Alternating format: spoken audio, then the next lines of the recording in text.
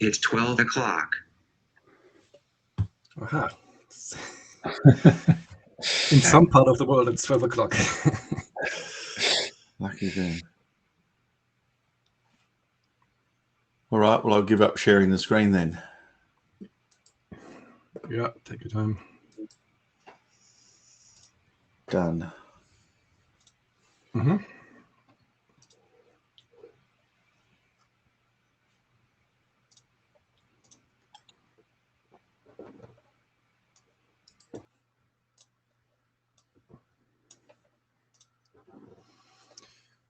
Okay. Yeah, let's start. Welcome everybody to what we hope is the second to last DINRG online meeting. I think we will have probably one more next IETF, but then I hope we can meet each other face to face finally. Yeah, great that you made it. Thanks for your interest. So my name is Dirk Kutscher and my co-chair is Lisha. He's also in the meeting. And yeah, this is a DINRG, IETF-DINRG workshop on centralization in the internet. Just some housekeeping and some hints. So all the material, the submissions, also the presentation slides are all in the data tracker. We have a CodeMD page for virtual blue sheet and note-taking. So let me ask, is there anybody who is able and willing to take notes today for this meeting?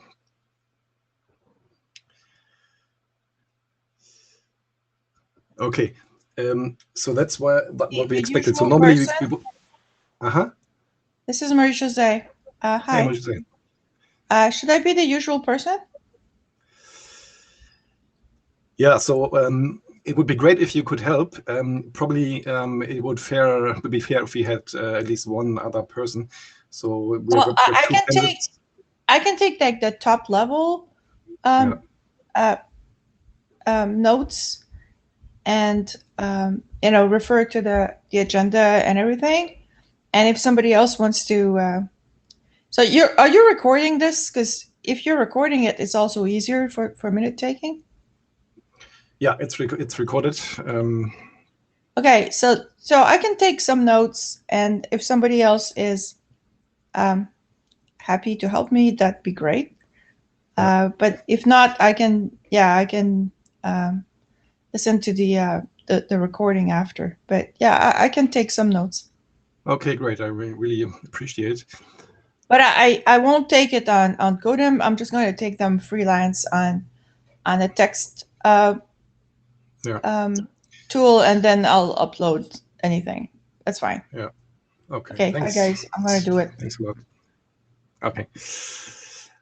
Okay. Just quickly, the usual housekeeping. So we are under the IETF IPR rules. So this is just to say this is about IPR disclosure. And if you're new to this, please check out these links. So in general, you are expected to let us know if, in case there's any IPR-related thing that you see or contribute. Also note well, yeah, we already talked about that this meeting is recorded, and by participating, you express your consent of, say, being recorded, or at least a record being taken. Also, the IETF operates under a privacy and code of conduct, and so we may have heated discussions even today, but please observe the code of conduct, and also check out these links here, the RFC 7154 and 7776. And so to those of you who are new to IETF meetings, so the IETF is a sister organization of the IETF, which is actually producing internet standards.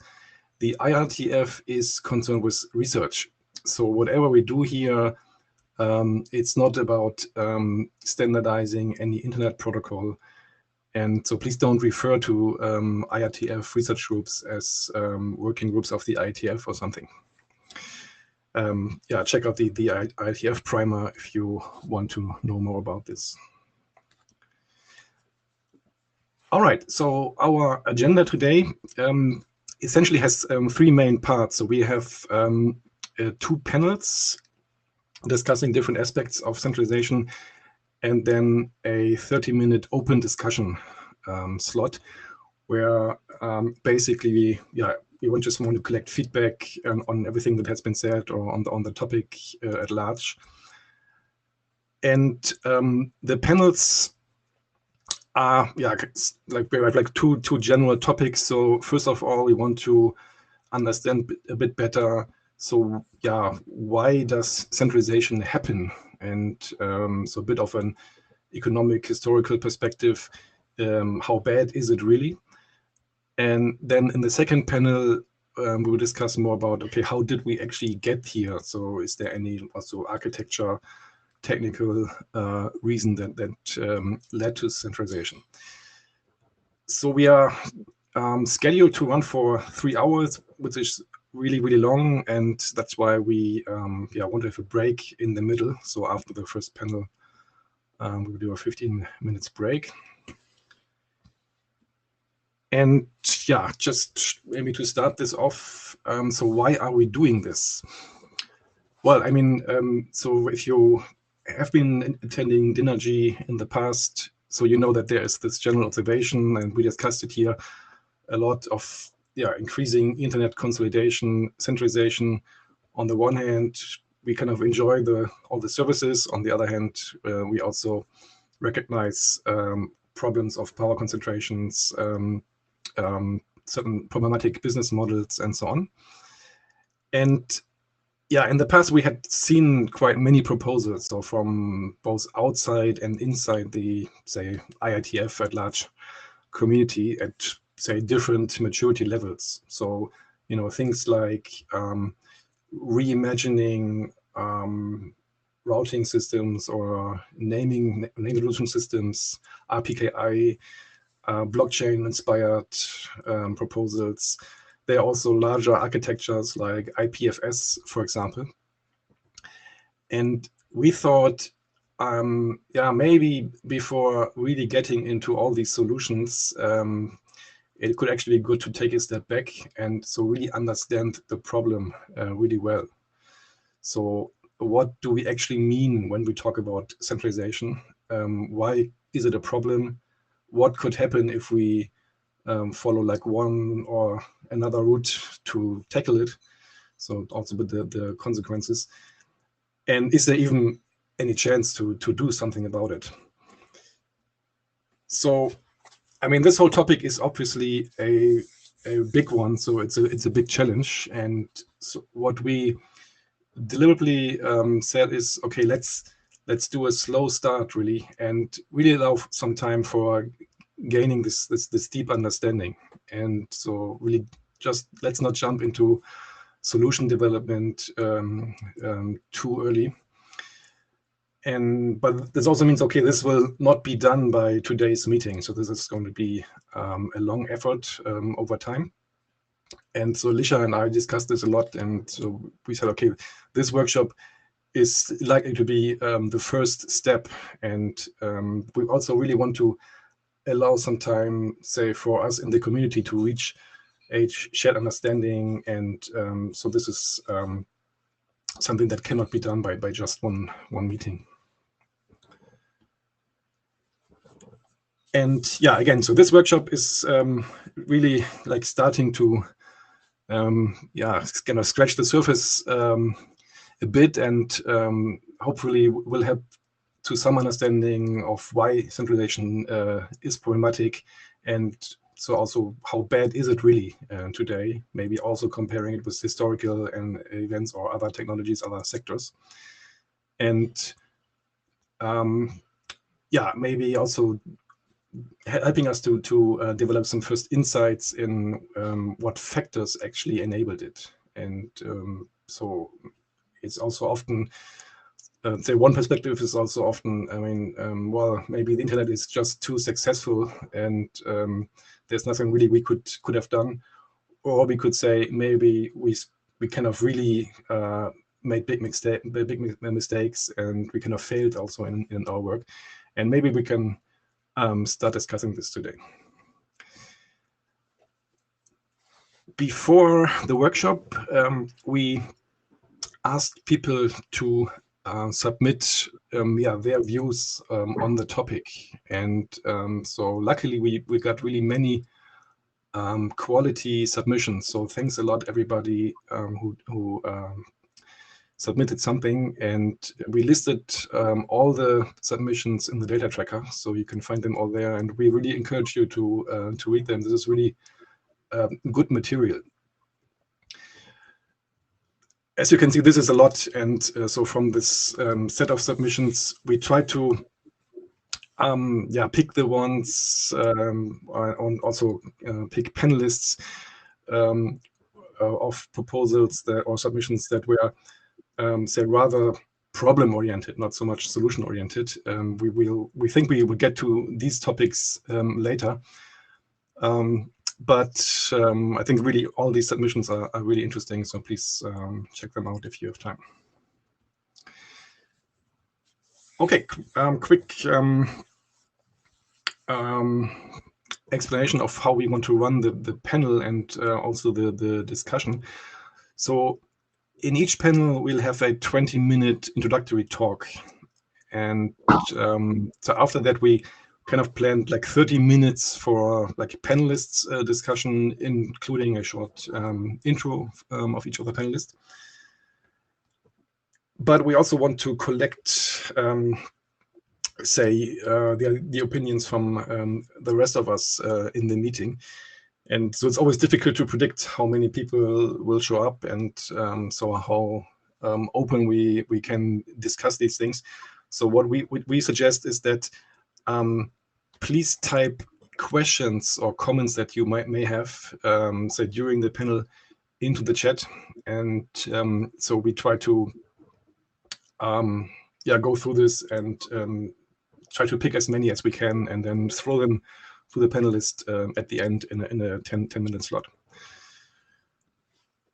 Okay, and with that, let's start the first panel. So why does centralization happen, and is it really bad? So this is about the economic, societal, maybe also regulation or legislation perspective about centralization in the internet and elsewhere. And yeah, I'm happy that Jeff Houston offered to do the introductory talk, and the other panelists are Henning Schulzreni, Dominik Lesinski, and I'm going to moderate this panel. So with that, I'd like to hand it over to Jeff and stop my screen sharing. Thanks, Dirk. I will take it on now. I've asked to share the screen. Yes. You got it.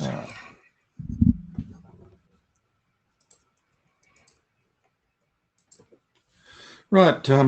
In my part of the world, it's morning, so good morning all. For others who are, it's either in the middle of the night or you know, getting there, my commiserations. And for those enjoying the luxury of being in the middle of the day, I envy you. What I'd like to do in the next 20 minutes is actually give a very broad perspective on this question, looking at, I suppose, where it came from and its antecedents. And it's probably, as you'd guessed, not necessarily a new question.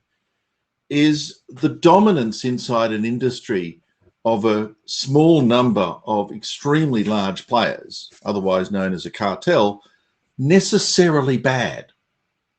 Or is this a natural outcome of the nature of that particular industry? So, you know, obviously, as I said, this is a very, very old question in so many places. And of course, one of the places where this became a topic of quite concentrated consideration was actually in the United States around 130, 140 years ago. What had happened, of course, in the US was that the Civil War was one of the first of the industrial age wars. And effectively a agrarian workforce where most folk worked on the land basically was completely disrupted by this war, and the rise of an industrial workforce, urbanization, and also a large wave of immigration actually created massive social disruption. The other thing about the United States was, unlike many European countries at the time, there wasn't a rich, entrenched aristocracy defending the status quo. There was nothing. And so that dislocation created social opportunity, economic opportunity, and the exploitation of that opportunity created disruption. At the same time, the railway, an invention of around 40 years previously, actually allowed a massive expansion of the movement of goods and services. You didn't need to put the steel foundry near the iron ore mine or near the coal. You could move goods around efficiently and quickly without relying on, a huge network of waterways to bring goods to where they could be produced and manufactured into something else cheaply, efficiently. And in the case of folk who live in the frozen north, all around the year, you didn't need to wait for the rivers to thaw. This was a massive change. The other thing that happened in the United States was liberalized capital markets, and indeed they encouraged offshore investment. So a lot of the money that came in the 1870s to actually fund this was actually European rather than American in nature. Don't forget, the Civil War had largely destroyed the domestic American economy, such as it has existed before then. So those liberalized capital markets encouraged a new wave of capital. The other very phenomenal invention at the time was the telegraph, and later in this period, the telephone, because in some ways, efficient communication allows the projection of power beyond your village, beyond your town, allows your projection of power into a much broader geography. And so that combination with the telegraph and the railways actually allowed you to think for the first time of national scale enterprises. And what sort of happened in the US was this massive transformation of very small scale cottage industries, which were limited by all those factors of capital, projection, transportation, became opportunistically highly efficient large scale industries. And so we got this period that I think any American high school student who's gone through the American high school system would have understood and been taught, the Gilded Age. That period of around 30 odd years where the entire internal economy of the United States was totally transformed. The transformation was good and bad. There was phenomenal industrial innovation and new enterprises, but equally there was this entire elements of greed, corruption, and massive labor exploitation. And of course, there are a number of folk who managed to float to the surface of all of this. Andrew Carnegie in US Steel, John Rockefeller's attempts to basically create an oil cartel with his efforts with Standard Oil, the rising communications of Theodore Vail with AT&T that actually managed his monopoly with the willing cooperation of the US Congress. So it wasn't all just, a bunch of entrepreneurs duking it out in the marketplace. Some of them actually called in political favors and became monopolists by political license. Westinghouse, the industrial conglomerate, started out making brakes for railway cars. Thomas Edison, of course, with General Electric, who's later got into nuclear weapons in a big way, amongst other things. And of course, in the banking sector, JP Morgan, that funded most of the others. So these names are actually with us today as companies, that they still exist, but their origins come from that particular age. They moved extraordinarily quickly, far faster than any regulatory measure. And so because they moved so quickly and amassed so much capital, they overwhelmed the political and regulatory processes such as they existed in the United States at the time. And in essence, wrote their own rules. Now, if you get to the point where you're big enough to write your own rules, for a while, it's game over. You just dominate everything. And it certainly happened in the US. And those companies effectively created the US we know and understand today in their desire and in their image. and efforts to try and pull that apart took decades. And in fact, as we saw, you know, US Steel, it's there today. Standard Oil, well, its successors here today. And similarly, AT&T, Westinghouse, General Electric, and of course, the venerable JP Morgan. All of these are now conservative establishment figures in the enterprise landscape. Now, it was obvious to American politicians, even at that time, that there were some dark sides to this. Massive labor exploitation, massive distortion of markets. And of course, once you manage to gain control of the market, then all of a sudden you can do monopoly rentals, you can restrain trade, you can actually enforce the interaction between entities, and you can create barriers to entry that keep everyone out. And so the Sherman Act was intended to protect the public from these perils of failure. So it was trying to constrain behaviors in the market, anti-competitive arrangements, market monopolization, restraint of trade, and so on, in order to protect consumers ultimately. And this was applied to three of the giants of the day, Standard Oil, American Tobacco, and General Electric. And then it wasn't applied again. Not until 1982 in the breakup of AT&T and the subsequent mini bells and everything the internet led through. But then it wasn't applied again. Why? I'm like, it's not as if America didn't breed giants. They bred a lot. And so what was the change in political will that stopped the Sherman Act being invoked for 70 years? And interestingly, stopped it being invoked successfully since 1982 for the ensuing 40 years. Well, you've got to be aware when you start breaking up monopolies that are effectively too big to not only fail, but too big to be broken up, that once you break them up, you're going to cause economic panic. So 1910, 1911 in the US, there was a depression. Why? Because of the breakup of those three giants, particularly Standard Oil and American Tobacco. And so those unintended side effects caused a shift in the political thinking that going after these giants with a very large stick might end up hurting yourself. The other part is that the giants learned very, very quickly that rather than treating the political arena as their toy, they actually needed it to offer it some level of respect and actually guide the political process, otherwise known as lobbying, to make sure that their interests were brought to bear on the political process so that the Sherman Act wouldn't be invoked and many other detrimental political actions. And so political lobbying became part of the process. Today, it dominates the political process.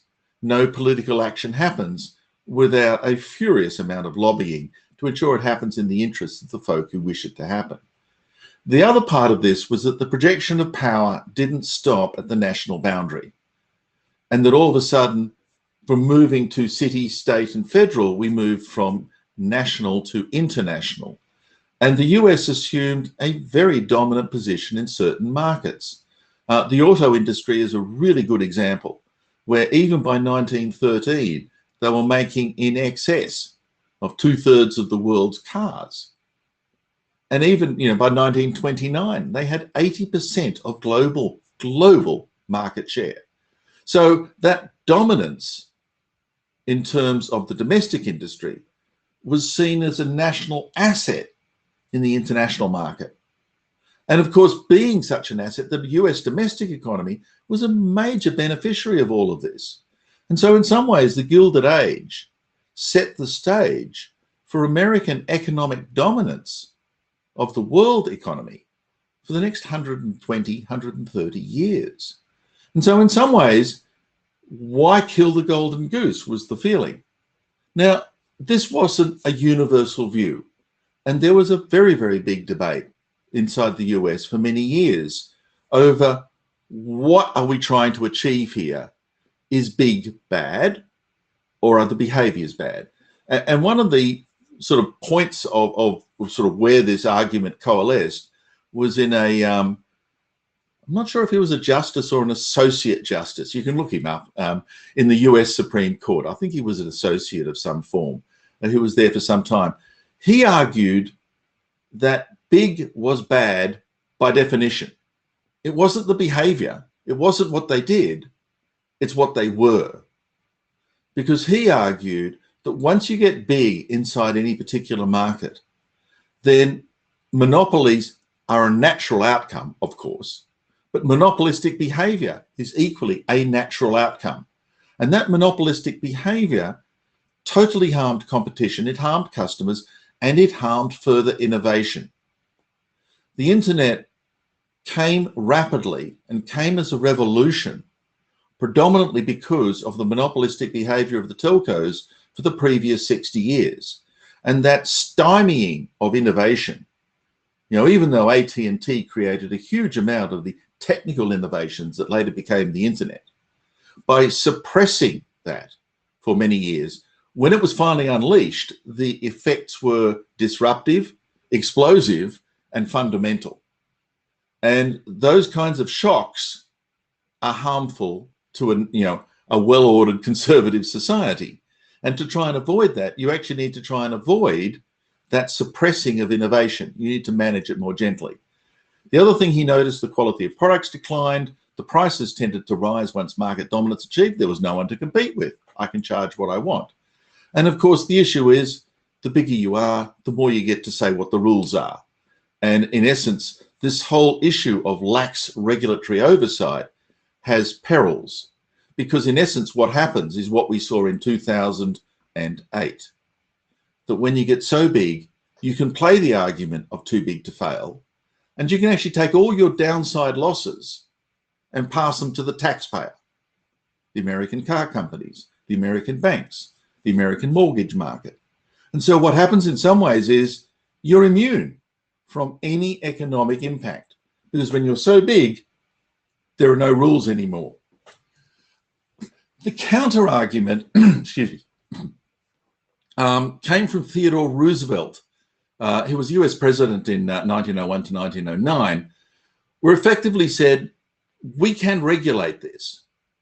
And the issue is, by simply saying big is bad, you destroy the opportunities of economies of scale, where very large enterprises who can harness large amounts of resources, large manufacturing processes, can actually achieve efficiencies that are otherwise unobtainable.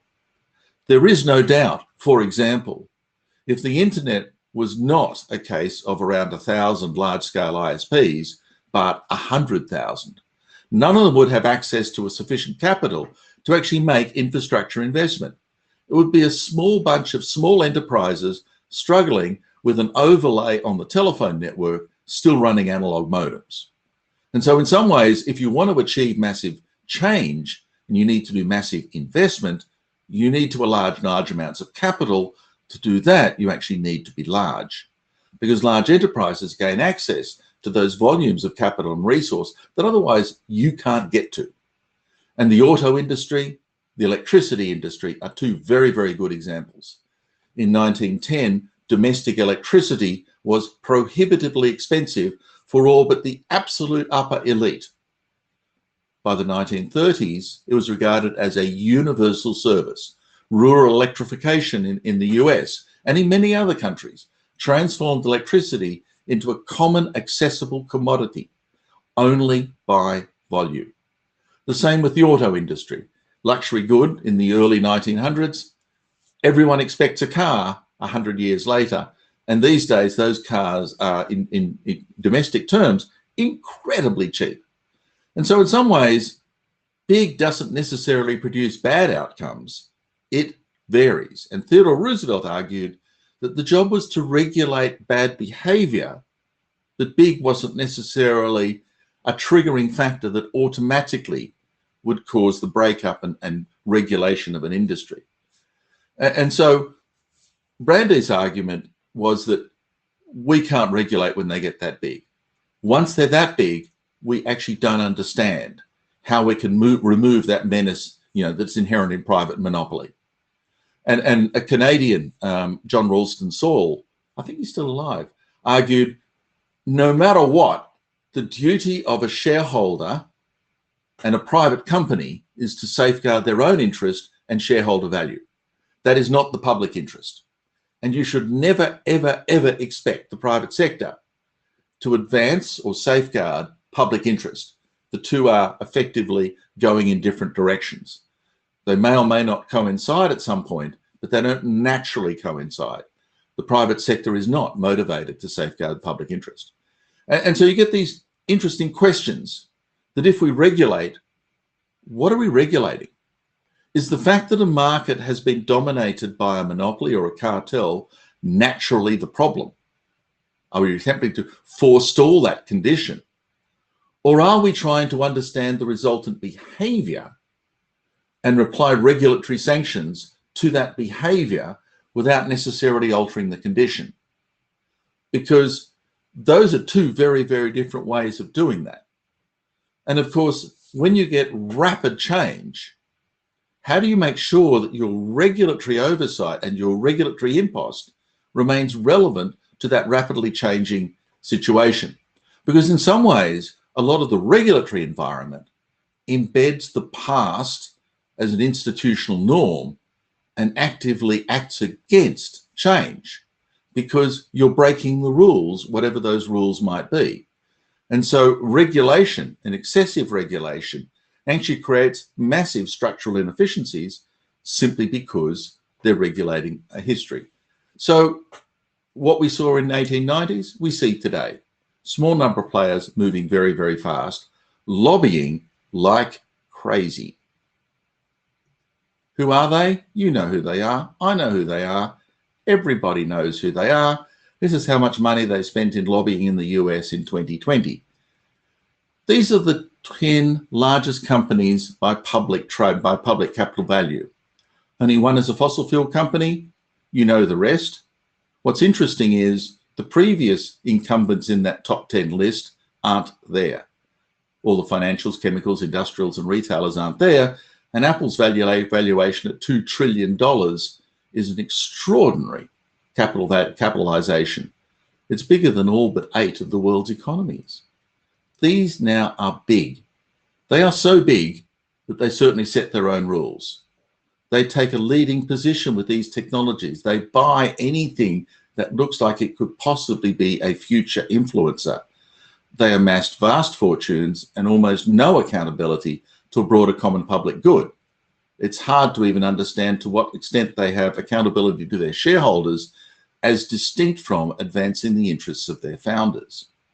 And so you get a situation which is as skewed and as corrupted as a situation as the situation in the United States in the 1880s. In that respect, nothing has changed. And the same question is still there. What's the problem? What's the behavior? Is it that they're big? Do they exploit their workers? Why does everyone line up to be a Google worker? It's hard to understand that they're being exploited. You know, what's the behavior that we're trying to curb? Because the issue is that all of those enterprises focus on understanding the user. They focus on actually customizing a solution to a market of one and bringing all that economy of scale to markets of one. And so they achieve a critical mass in size, sufficient bulk, that they capitalize me, that I can't. I can't sell my own space for advertising as an individual, but DoubleClick, Google's vehicle, certainly does. So does Facebook. And so they achieve a critical mass to bring an asset to market that individually none of us can. So we all use their services because to us, our own individual value is zero because we can't sell it. They capitalize that and bring us benefits in free this, free that, free everything else. So what's the problem? If they're actually creating value out of something that I cannot and giving me back services and benefits that I otherwise could not have access to for free, it's all good, right? Well, maybe not. Because in actually bringing the value of me to that market, they need to understand me better than I know myself. And all of these activities are based basically on surveillance capitalism. Go and read the book. It's a great book. But, you know, going with that is a totally cavalier attitude to data security and privacy. And even the absence of any significant privacy framework, unlike the US, puts their privacy regulation inside Department of Trade. And the basic idea is you can do anything you want, but just don't lie. So, you know, if I'm going to paste all these personal details on a wall outside my building, let everyone see it, that's okay. I told you I was going to do it. Which is kind of insane, but, you know, that's the way this code works because lobbying. So in some ways, this cavalier attitude to data and privacy is inbuilt. It's structural in the nature of the beast. And so what do we want from a public response? Maybe we should focus on the user rather than the dynamics of the market. Because in essence, we should actually understand what we want as members of a society rather than this abstract concept of markets. But you have to look at the efforts of the EU and GDPR and similar, and the fines, which when we talk about billions of dollars being near minor fractions of a % of turnover, then what else do you use? If the stick you've got is not big enough, there's no point beating people around the head with it. It's like being flogged to death with an emu feather. It doesn't work. And so we have this problem that the public sector is now visibly ineffectual in curbing this behavior. And I think the issue is that the fundamentals are changing even faster than we thought. Because this isn't a network and this isn't computers. This is actually social changes of the same scale as that industrial revolution in the mid-19th century. And this abundancy of computing and storage and comms, the transformation of power and the mechanisms to do so are socially changing. But when I talk about social change, I actually talk about something even more fundamental than that. It's often said, if a language can't express a concept, it's extremely challenging for people who are native users of that language to even think the concept. If you can't verbalize it, if you can't express it, how do you think it? Search has now replaced all forms of reference libraries. Search is the arbiter of content, the ultimate decider of the pub argument, the ultimate tool for researchers, the ultimate sort of source of what we talk about and how we talk about it. And when you think that Google search, particularly in the US, is 89% of market share, Bing's efforts have got to 5% and no one else matters, then is this really about me and what I buy or what I think, what I'm able to express? Because what's my go-to point when I have a question? Well, like 89% of Americans, I go to Google. And Google tells me what to think. And so when you talk about big and bad and behaviors and users in market terms, I think you've also got to go one level deep and talk about the way our society works and the way we as active players in that society have our thoughts and views shaped and attempt to shape them. And there's no doubt the internet and these dominant players are both incredibly empowering to me as individuals. I have the world's knowledge at my fingertips, but equally those players who have provided that are also working very, very hard to actually shape that world that I see. And that is incredibly threatening. And so as you see, how do you curb that? Is big the problem? Or is there some other aspect of this which has got incredibly out of control? And if it is out of control, what's the right response? So with that, I think I've set the stage. So I will hand it back to our panel chair and say thank you very much. Thank you. Thanks a lot, Jeff. That was a really great introduction. Yeah, let's directly invite our other panelists to the panel, Henning and Dominic. Okay, great. Let's start with introducing Henning and Dominic. Dominic, do you want to go first? Sure, thank you. Do you want me to give a brief summary of my contribution as well? Yeah, just quickly. Yeah. Sure. Okay. That's great. So I'm Dominique Luzansky. I run a very tiny consulting company, and I focus on cybersecurity and policy. And I have a couple of drafts in the IETF, but apropos to this particular workshop, I have a draft with co-authors Mark McFadden and Elliot Lear that's ongoing. It's a draft on protocol and engineering effects of consolidation, and we are always looking for contributors. But just briefly, I mean, and we'll touch upon this probably later, but we look at, very, very briefly in the draft, we look at the technical, economic, and security impact of consolidation, and focus particularly on the changing architecture of the internet and a couple of case studies. And I note quite well that a number of the other contributions also have a similar approach. So I look forward to a good discussion. Thank you. Okay, thank you. Henning.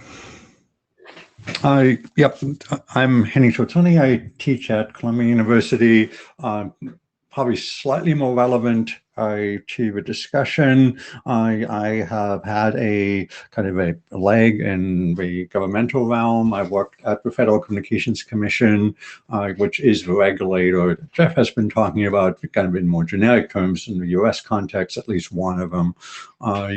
And most recently, I worked as a temporary member of the staff for one of the US senators, Senator Ron Wyden, who has a fair amount of interest in cybersecurity and concentration more indirectly in that antitrust and so on in that. And like others, I've tried to summarize my thoughts in a kind of an outline of an issue paper, and I'm sure we'll discuss some of these themes in the next few minutes. Very good, thanks. What a great panel. Yeah, let's start discussing a bit. So the way I want to run this is, so I don't want to prompt each of you all the time for saying something. So I'll introduce a couple of topics and may ask some questions, but then please do feel free to have a discussion and don't wait for me to prompt you. Let's start with maybe getting back to characterizing internet centralization. So Jeff has given us I think few good examples. But so what would you say, how would you characterize internet centralization? So Henning, for example, you have alluded to something you called operational centralization in your paper. What did you mean by that? Yeah, so I want to distinguish between what you might call, might be helpful to distinguish between several different types of centralization that occur. Because, for example, if you take, say, web protocols or DNS, since that example has been mentioned, it is not so much that the protocol itself forces, encourages, or leads to centralization. It is that the number of people, number of entities that end up operating those protocols becomes smaller and smaller for a variety of reasons, some of which I alluded to in my hypothesized really was more theories than facts as to why this happens. Namely, and I think this is, in my mind, is before we get down kind of, oh, let's do a magic protocol as to that will fix centralization in some way or be resistant to centralization. We found that many of the protocols, which are as distributed as we probably know how to do, still end up in operational centralization. So I'll give one more example, and I think another paper mentioned that as well, is on the web protocols. I suspect we all agree that in some sense there's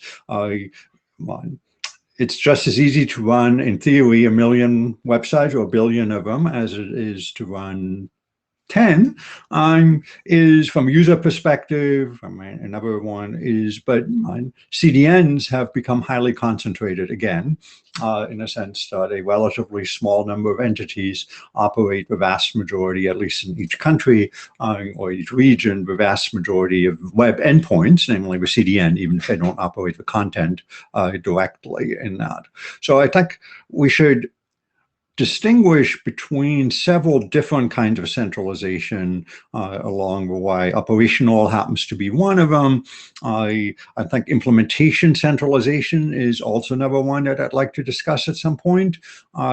Namely that the implementations that we rely on, open source or commercial, basically seem to converge to 2 or 3 for most protocols for a variety of reasons, which I think might be worth discussing, in that the number of operators generally converge to about 3 in each country, mobile operators and all of that. The number of operators of CDN, same type of number in that, if you're lucky, if you don't get down to 1, like you do for search, basically, in that. So that's what I would see as an operational centralization, as in it's not the protocol that's doing it or in some other inherent factor, it's who operates the service for a variety of reasons. Okay. So Dominic, I think you also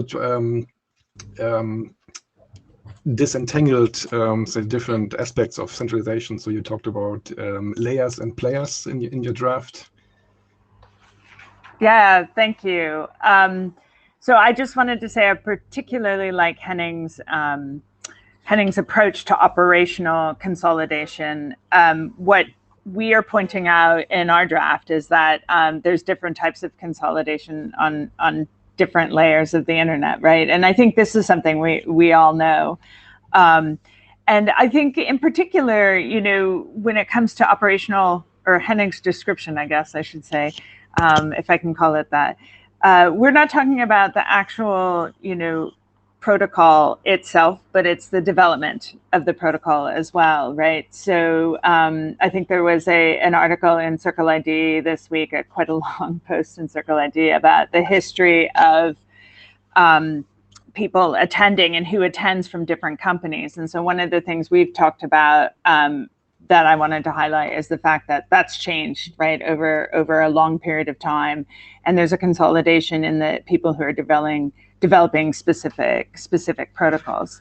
So in terms of player and layer, you know, the consolidation is taking place at an application layer, obviously, but also at a network layer as well. And you know, cloud has forced a sort of endpoint consolidation, and not endpoint consolidation, but consolidation more at the ends of the network, I would say. And another example that I think Henning as well brings up that we also talk about is email, right? And that's quite an obvious one, but also a long-standing one. So yeah, I hope that answers the question. Thanks. Okay, so Jeff, I mean, I know your work, and I also read your paper, and so you also discussed things like, well, basically the changing structures of the, for example, internet market. So like shift of, yeah, importance and powers from say network providers to CDNs. You also mentioned the say growing role of private networks. So let's unpack this and actually look at what's going on, because I think it's relevant to this topic. That what we've seen over the last 20 years is we started with the telephony market, where the carriage provider dominated all the other industries. The telcos told you what kind of handsets you could build and connect to the network, et cetera, and they controlled the applications that could run. We moved from the dominance of the carriage to the dominance of platform, and Microsoft's product with Windows was dominant for a decade or two, because the locus of control and the locus of money shifted up the protocol stack. End-to-end put power and money in end systems and actually started to commoditize carriage.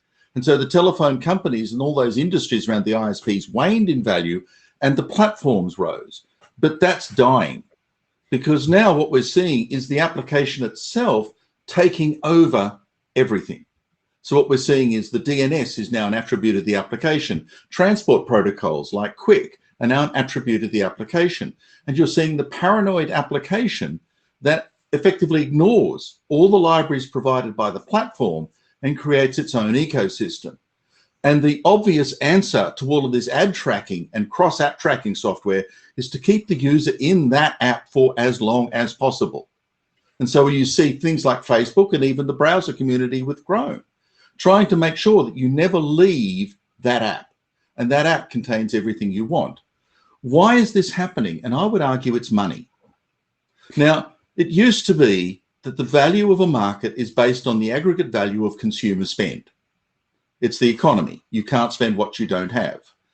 Advertising changes all of that, because you're getting access to future money, because the advertiser is willing to fund a service based on an expectation of what I or you or anyone else will do in the future.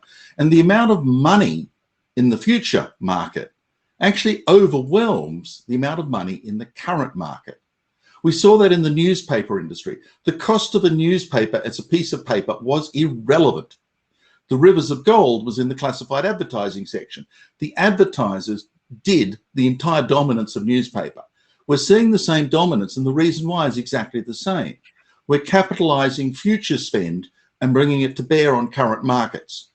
The folk who can do that are going to dominate. And as I pointed out in the talk, it requires a massive amount of volume to actually be able to sell futures. You and I can't sell our own future selling profile, our own future buying profile, but Google sure as hell can. And so that's the first issue, that the market is now distorted by capitalizing future, and that's a volume-based game. The other thing, oddly enough, that's turned tail on us has actually been the increasingly hostile environment. Our protocols were designed open, and that's been exploited all the time.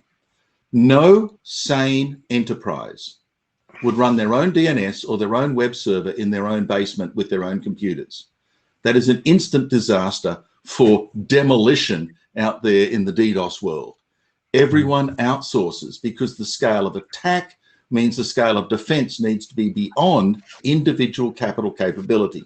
So oddly enough, working hand in fist with the economics of advertising is actually the economics of DDoS and hostility. And that drives consumers into massive citadels of heavily built Norman castles to defend their assets. And I use those words deliberately because this is not new. This goes back a few millennia, that if you really wanted to be safe, and you're a Norman, you put more rocks in the wall and made it higher, because that's what you needed to do. And then you paid for that by getting everyone else inside those walls. We're doing the same thing. So this is nothing new. It's just a repeat of the same behaviors in a different world. But, hostility breeds this. Dominic.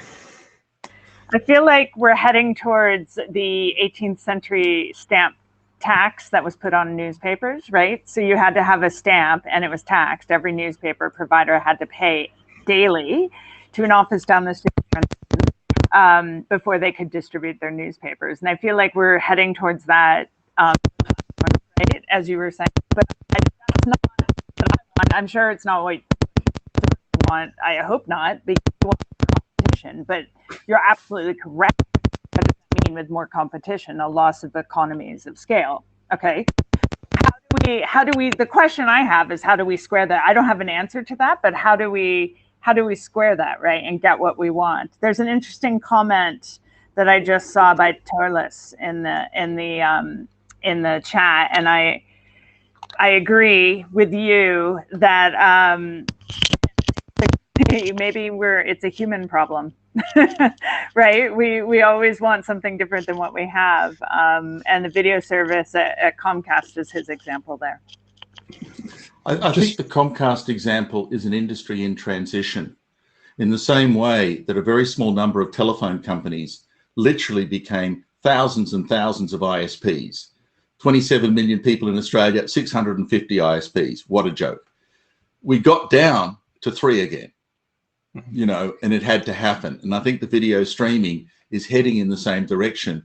You are seeing the explosion before the consequent aggregation. And this is just a market in flux. It's not the end result. The end result is the same depressive, massive aggregation, because that creates efficiencies in a market that other folk just simply cannot compete with. Yeah, I mean, if you want to, since we're doing the historical reflection, I found Tim Wu's book, The Master Switch, helpful, because this is written a few years ago, so it doesn't really fully account for what's been happening recently, but it illustrates, I think, an important concept where, I think that he rightfully pointed to lobbying and political influence and all of that, but there is, to some extent, in this particular case, a illusion that occurred earlier for earlier technologies, particularly radio and technology, radio and television, which the book talks about, namely where the actors in that particular one, and I'm not talking about actors on the stage here, I'm talking about the various economic actors, politicians, either talked themselves into this, or were talked into it, or had an interest in expounding that the technology was different. And in the internet, I think until not too many years ago, you still find that, hi, ISOC, that there is this unfettered kind of techno-optimism, or Bitcoin, I guess, is the new version of that, where the technology inherently resists bad things. And maybe if it doesn't do that, then we haven't done quite the right technology. And maybe we need to tweak our peer-to-peer protocol a little bit in that. And so I think, in general, and I wouldn't necessarily exclude myself from that, having been around for a while, is that many of us, I think, were naive in the first 20 or so years, assuming that the internet was inherently resistant to decentralization. Indeed, there was this notion that you would tell your introductory classes that, internet was designed, even though that probably is an urban legend, by DARPA or ARPA at the time to survive a nuclear blast because it was meant to be decentralized. You had the notion of the end-to-end principle, which again had an implication of decentralization in it, because you had millions of end systems as opposed to a few switches built by the telephone company or operated by the telephone company. Compared to the telephone company, it was inherently more decentralized and resisted the aggregation of power. All of this was, in some cases, a benign, in other cases, not so benign illusion that was largely built on ahistorical notion, in many cases, a notion that was of goodwill, and there's always hope. Many of us who are in the technology field clearly do this because we hope that technology will solve some problem as opposed to create new ones in that. So I think it's also good to look back and maybe cringing a little bit as to textbooks and keynote addresses from maybe 20 years ago and kind of the promises of what were made in that, and see why this didn't quite work out the way we had anticipated in that. And again, maybe look at some of the current fascination with things like Bitcoin, which, if I may say that, suffers from the same illusions in that as some of the internet pioneers did of various sort, just long enough ago that we've probably forgotten about it. It's a new generation, younger probably by a few decades too, typically, and then many of the internet standardization participants. And so that there was an illusion that the technology itself was resistant to centralization, because after all, it was designed to be a decentralized system from the very beginning, in a variety of technical dimension, routing and addressing and control and delegation. The whole notion of an internet as an interconnection of independently operated domains, administrative domains, and so on. Okay, I want to get back a bit to the risks and benefits. So Jeff made a very good job in making us all really desperate. But Henning, talk more about say perceived benefits, or maybe the factors that are leading to centralization in your perspective. Right. And so I just already talked about one of those, and I mentioned it in my paper in a little bit more detail as well, is that because the world has gotten more hostile, like you said, in many cases, as we see, an ongoing versions is, so far at least, neither Facebook nor Google have been subject to a ransomware attack, and that we know of at least, and they seem much better prepared to deal with that than your random meat processing company or pipeline company appears to be in that. So given that the reality of international Bitcoin-enabled extortion is unlikely to disappear anytime soon, I would say the advantage of protecting your assets by moving computational and application services. And it's not just about Facebook and Google. I'd say the one we haven't really talked about as kind of the fortresses are really the three big cloud providers, which happen to overlap. In one case, with one of the other ones. But if you look at Microsoft and Amazon, and then obviously lots of nothing in market share, and then Microsoft and then Google, is that clearly they are playing the fortress role increasingly. Namely, you can house your assets, corporate and others, in those walls, and they will at least help defend you against attacks, foreign and domestic, as they say. And so, and again, I don't see realistically that operational centralization is something that can reverse. There's just aren't the resources or interest, for that matter, available.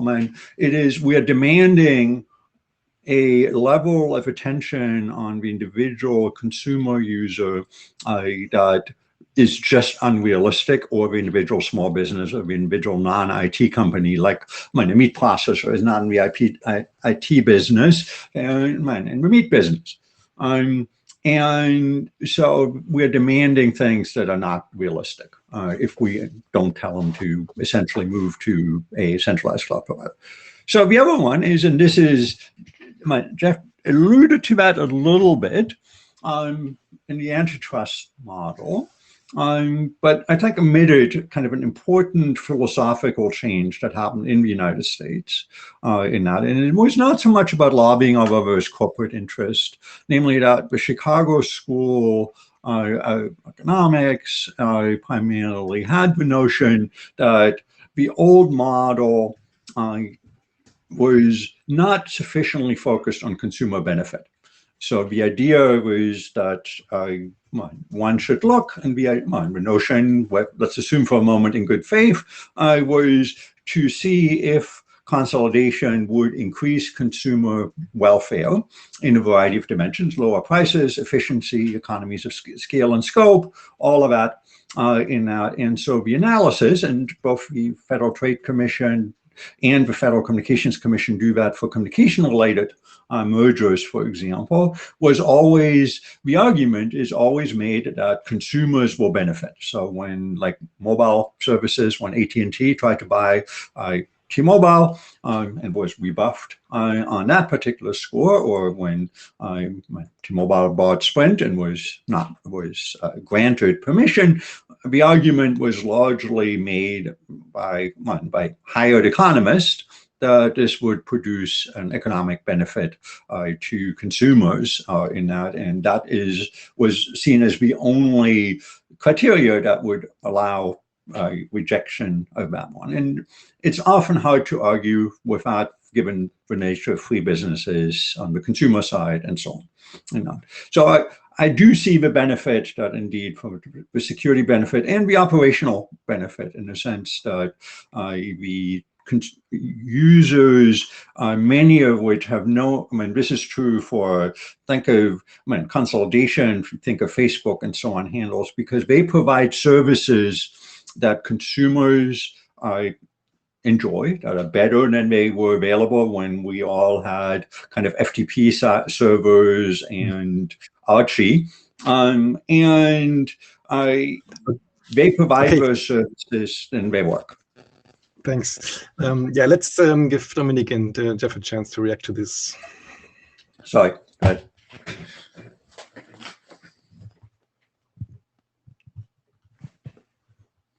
So how well does it really work for the consumer? What counters centralization in today's world is actually playing the national interest card. We saw it at its most stark in Australia last year, where Rupert Murdoch's interests are obviously shattered. I mean, the guy is now heading on the long spiral to death. But as part of those throes of the press industry dying, they decided that Google was taking all their money. True, Google takes all their advertising money. So they went straight to the national legislature and basically said, this has got to stop. Now, you can't outlaw Google. You can't ban it. But what you can do is force the legislature to impose taxes and imposts on Google to directly cross-subsidize you. So you can either do it as taxes, Google's lobbying like crazy, can't do that, or you can force Google to directly pay the injured parties, which is happening. I can see a whole bunch of carriers arguing that Google's use of private networks and private cable systems is bankrupting the economy of the carriage industry. So what is the carriage industry going to do? Straight to government. This is a national asset. We can't have it bankrupted. We can't basically alienate all of the capital investment in national infrastructure. Google must pay us. And that's what's going to play out over the next 5 or 6 years as emboldened legislatures bring in national interest into this market. And what we're going to see, oddly enough, is the rise of the ITUT and the rise of international mechanisms that reinforce and actually strengthen national regulatory structures as a counter to the international centralization. Because the key is not that Google's dominant in one particular market and then has world influence. It's dominant across all markets. And what's going to break them is actually, as I said, an increasing sophistication in the national interest. One large global internet is over. We're now actually having a future, which is an interesting one, of 1 or 2 large private sector Facebook, Google ecosystems, or lots of little national and regional ones. And I would actually place my money at this point on lots of little national and regional ones, because, you know, that's where the change is going to happen. And so in some ways, I think the counter to centralization is actually nationalization rather than decentralization. And you can look at nationalization, long history, and figure out all its woes or otherwise, but I think that's where it's going to land. Let's talk a bit about so these potential outcomes and maybe also the potential effects of new legislation and regulation. It's probably a bit of speculation, but so what do you think? What could happen? I want to pick up on something that Jeff just said. Hopefully you can all hear me a bit better. Yep. They're new headphones. Basically, in terms of, Jeff mentioned the ITUT, and I think that's an interesting approach to regulation, multilateral approaches to regulation. I attend the ITUT in some form, and they're already our standardization of regulation on a national level that's happening within the ITUT, which is not really standards as far as I'm concerned. It's standards of the process, but pushed by one or two nations. And that's really worrying. And I agree with Jeff. I think that it is going to be on a national by national basis, or regional basis, of course, in terms of the EU. But I think that, you know, it's a really tough call, because most users, let's just be really honest about it. I think someone mentioned it in their paper, but most users really, you know, don't care, right? They don't really know what's going on. They just know the services work, or they can buy things from Amazon or get Amazon Prime in the US and UK or whatever it might be, right? Or in the case of Norway, for example, they can VIPS the money over to get a product or whatever, right? It's really not something that, unless it's us or people that are involved in standards or international work even, care about. And that's what's really interesting about it, right? Because as long as the users are delivered their particular service, they can talk to their family, whatever, it's okay, it works, right? So then the question is that good for the consumer? I think the economies of scale, certainly excellent for the consumer, because they don't see the other aspects of it. And that's something that's really interesting to take into consideration.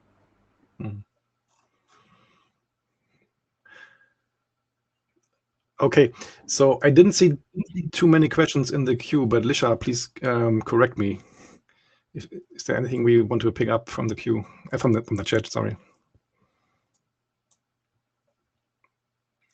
I think there are the questions, but the questions seems to be scattered around. So maybe we should let people line up and speak for themselves. Yeah, let's do that.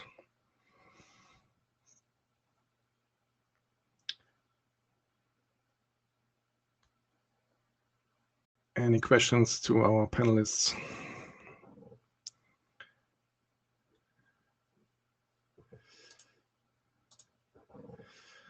Okay, tell us. Yeah, I would like to hear, Geoff and the others answer to, what their top 3 items would be to start solving the problems described by Geoff. So some of the issues are deep and difficult. It used to be, and this is the way the telephone networks were built, that the amount of capital required to create a national service was beyond the capacity of private capital markets. So you actually had public investment. And oddly enough, in many countries, the US was almost the exception in so many cases. The railway system, the road system, the telephone system was all built by the state, not because it was its natural role. It was the only party with enough money. Now, the issue comes in this new world where we see national interest being quoted again and again, but it's not being quoted with money. So the money is still sitting in private investment vehicles, but those private investment vehicles are heavily concentrated. As someone said on Page Mill Road, you can't get venture capital interested unless you're talking billions of dollars these days. Mere millions won't get you in the front door. And so what can be done about this? Well, oddly enough, it's a capital issue. And we created these relatively lax and free-moving capital markets that tend to aggregate capital into vehicles that produce outcomes. And all the other players get massive barriers. They can't aggregate the capital to compete. If we are going to do anything about this, I would actually argue we need to understand the regulation of international movements of capital and actually look at how capital is used for infrastructure investment. And, again, quite frankly, I suspect that state and national issues need to play a role in regulating capital flow in order to create different market outcomes. Until you do that, anything we do at a technical level, anything we try and do at a subject matter regulatory level is never going to work. And let me put it quite bluntly, the FCC doesn't have long enough arms to even slightly engage in the scale of the problem over the next 10 years. It's the wrong agency with the wrong remit with not enough money. And so part of this is actually a much bigger question than merely this industry. It's actually a question of how do we create large-scale capital movement to actually further, if you will, national communities, rather than having a small number of international bodies run their own agenda. So that's not an answer, Tyler. That's just an observation. I don't see clean solutions other than going to the root cause. Thanks. Dominic, what's your take on this? Yeah. Sorry, Dominic. How do we solve this problem? Yeah, I think honestly, I think capital is one solution, or trying to large scale capital. Something we're wrestling here in the UK that just popped into my mind as well is most startups are software based, right? And so there's an interest in trying to figure out how to encourage, fund, cooperate, innovate, try to get hardware-based startups, right? And startups that develop hardware and that develop the actual infrastructure here to be built. And I think that's really interesting too, because if you think about the consolidation that the consumer sees that we just talked about, most of the time they don't really see it, but it would be on an application level. But having diversity from a hardware perspective, which means more people potentially joining the standards development, is another approach that I think could happen. But as we're seeing in the chat, and as obviously Jeff really articulated well, it's a historical cycle that we've seen many times. So I find it really fascinating that we're going through it again. Henning, some final words. Yeah. So I'm always, to be honest, a little worried about basically the problem is so big. So unless we solve this big impossible problem, we're never going to make any progress. I'm not saying Jeff's saying that, but that's a little bit leads to a bit of a fatalism approach. And I would argue that even though that's in and of itself not going to be a solution that's going to address every single concern, is there are some relatively more achievable things that we can do. Privacy laws in particular are going to make the advertising industry less concentrated in that, and there's at least some possibility that GDPR has laid a groundwork, philosophically speaking, to that. Whether it has worked in that way is a different issue, but that certainly helps. Making it more difficult, so to take Dominic's point in terms of having a new startups and making it difficult for these startups to be acquired, that has downsides. After all, the reason people invest is either to go public, get acquired by a SPAC, or to get acquired by Google or Facebook. And if you remove the last option, that decreases incentives. But leaving that aside, and there are regulatory mechanisms that I think can help. Data portability can help. Restrictions on entering new markets, for example, classical issues that have arisen in the Sherman Act or have been covered in the Sherman Act, but not so that you prevent, for example, Facebook or Google or any of the other dominant providers from dominating adjacent markets. Because after all, if you look at Google as historically speaking, they started out purely being a search company, largely, and they didn't start out having a dominant mobile operating system. It didn't start out being one of the big three cloud service providers, and so on. And those were adjacent markets that they entered, bolstered by their financial war chest that they could do that, and their mechanisms in principle, at least, if one wants to do that. But the final, the one thing I do say that is probably more local is, local to the community is, as I said early on, not individually necessarily, but as a community, we have been complicit. We have for many years said, oh, the new technology will solve that, kind of a techno-optimism. Again, this seems to have moved on to the Bitcoin community now, but there's still people to say, oh, if we have some distributed internet protocol for web pages, if we can revive the glories of the peer-to-peer days, Google will quiver in their boots, or Facebook will give up and, I don't know, do something, and will be a new Facebook replacement coming along. And I think we have to be a lot more skeptical of those arguments and that, because they do translate into the policy realm.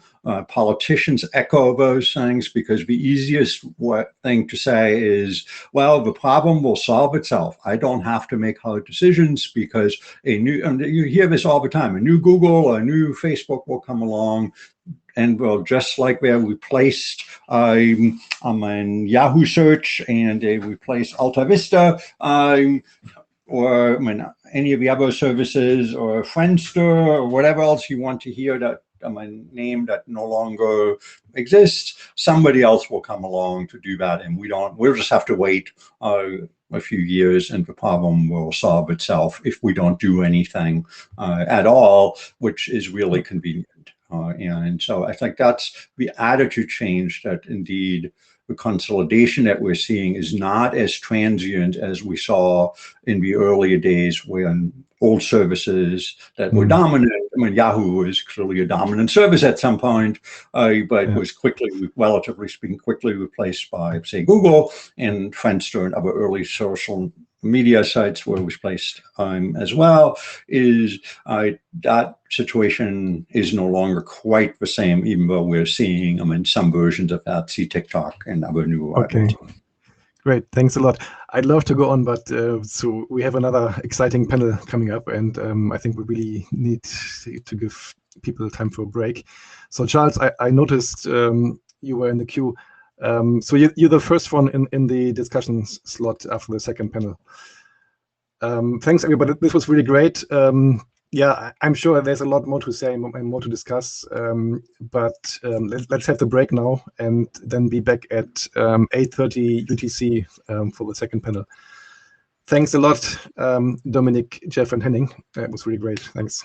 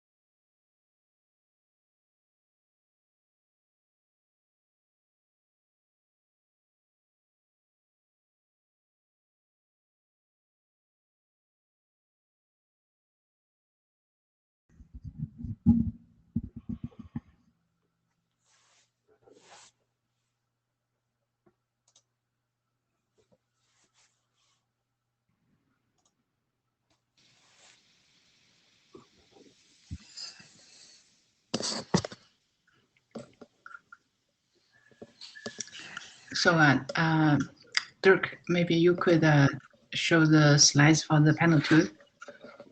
I think I'm doing it. You're doing it, okay.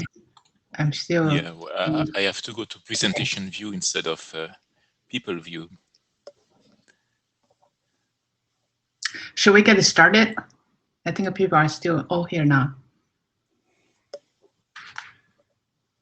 Okay, so let's get started. Right? Okay, yeah. So welcome to panel 2 for everyone who stayed on for this very interesting workshop. So I got a echo. I think Christian probably you.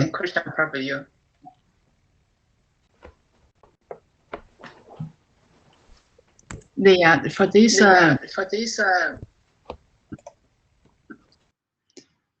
there's a pretty bad echo for me. Okay, now that's good.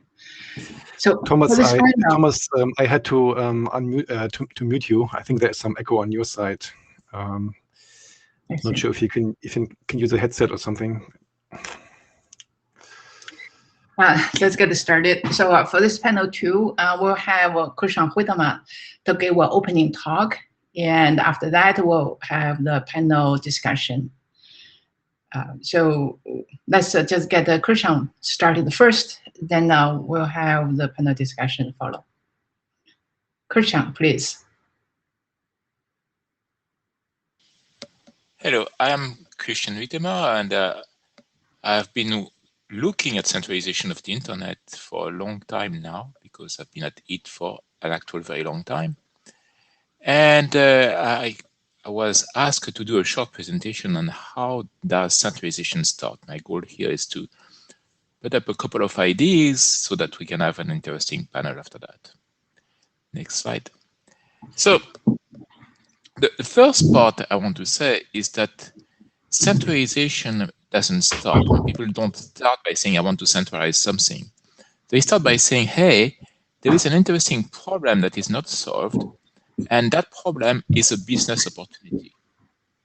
And if we look at problems that are not solved or that are not there, things like distributed search, we don't know how to do that. So we got centralized service from Alta Vista to Yahoo to Google, and they didn't set up to be the center of the internet. They set up to serve people and do good search. Same thing goes for social networks, which are really about managing identity, contacts, the presence of people. We had plenty of efforts to do distributed solutions for that. But in fact, that was finally overtaken by solutions like AOL, then MySpace, then Facebook. And Facebook has grown since 2004 because people like what they're doing. Same for email. I mean, email was absolutely a distributed service. But then those distributed services had problem of quality, problem of archives, and mostly the problem of spam, which was very hard to solve and created a lot of operational cost. And then Gmail came, and by doing a good service for their clients, for their customers, they ended up with a very large share of the market. And we can go on and on. I mean, behind Cloudflare, for example, is the fact that many companies are victims of attacks over the internet, and that by investing on how to mitigate attacks, and especially DDoS attacks, Cloudflare put itself in a big position on the internet. And as Jeff said in the previous panel, today, no company will dream of running their service from a little set of servers in their basement. I mean, they will be blown by the next attack immediately. But, I mean, if we have a company providing good service, well, they end up getting a great market share. So that's one way it starts. One way it starts is that companies invest, solve a problem, and get customers. Next slide, please. Now, why is it so hard for this system to work well? I mean, This slide is inspired by a post by Moxie Marlinspike explaining why he shows a centralized architecture for Signal, the messaging system. And he says here, you know what? Doing a system like that today is really, really hard because the ecosystem is very complex. We have many OSs, they have many versions, we have customers with different needs. So whenever you need to do something, to do a change, do a new feature, you have to develop it for all of these customers, all of those platforms. If you do that in a centralized way, you can do a coordinated development. You could do that from your centralized servers, and you could introduce a new feature. Say, start saying people want to have the little wiggles appear on the screen when they type. Well, you do that. You do that and you ship it. But if you are in a distributed environment, that becomes much harder. Because if you have several companies doing several clients, then in order to develop a new feature, you have to wait until all those companies have developed it. And they may or may not do that. We see that, for example, very clear with Jabber, in which there are several clients, but it's really hard to deploy new features because you have to coordinate the deployment on multiple clients. And that's something that we don't do very well. Next slide. I'm trying to go relatively quickly because I want to leave time for the panel. You probably are going to get tired to listen to me, so I don't want to be too long. The next thing that goes for centralization is big data. And big data is pretty much the fuel of a number of those services today. And on one hand, it's great. I mean, if you are running a service, you want to please your customers. If you want to please your customers, you have to know your customers. Like, it's very nice when you go to a restaurant and the restaurant knows you and can tell you, hey, we have this special dish on the menu and we have this new wine in your collection. You may want to try that. I'm sure you'll love them because they know me. And that's fine. Now, the problem is that if you do that on the internet, you end up having to know millions and millions of customers, and that gives you centralized feedback. That feedback is going to feed your growth because the more customers you have, the more you learn about what those customers actually need. And so the more you can validate which features and which solutions you want to develop. And so this feedback between having more customers, acquiring data, and then having more solutions leads to you having even more customers. And you have coordinated deployments. And that data becomes a big barrier to competition. We have seen the slides showing that Bing has a minuscule share of the search market compared to Google. And that's despite Microsoft investing tons of money to develop the service in the last 20 years or so. And one of the reasons of that is precisely big data. Because Google has so much data that if you type a single word, like say pizza, they know exactly what you want. They are going to know that you usually eat at this pizza restaurant, and they are going to put up the menu of that pizza restaurant or something like that, because they know that's what you want. The newcomer doesn't have those data, so they are going to give you the list of the 5 pizza places near you. That's not so good. So that data becomes a big barrier to entry, a barrier to competition. That's visible in search, but that's not just for search. My take is that when you start, it's hard. Now, the other big barrier to competition is, as Jeff said, advertisement. How do you compete with an incumbent that is providing its services for free?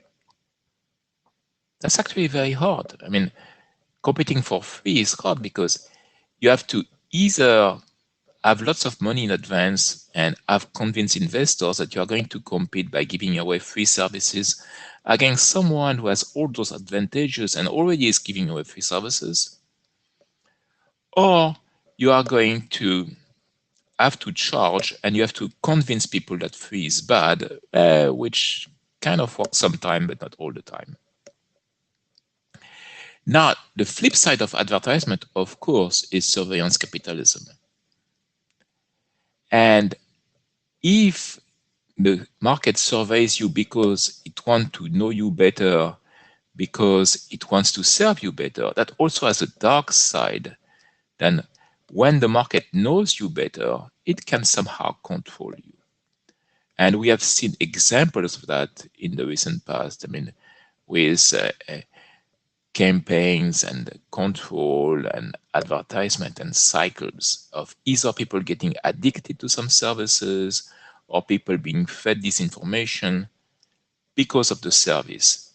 So this relation between free services and surveillance capitalism is a big issue that is part of how we got there. And as there's probably a notion there that the more it is free, the more it is centralized. Next slide, please. Now, what we have also seen, and Geoff pointed that, is that once those big players are installed, they typically stay big.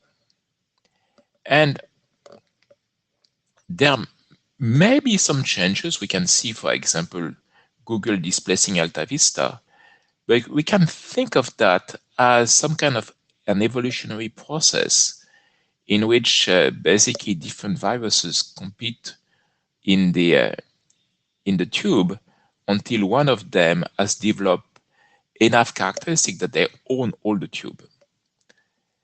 There are very few of those services that were powerful and then stopped being powerful. One of the examples is Windows, of course.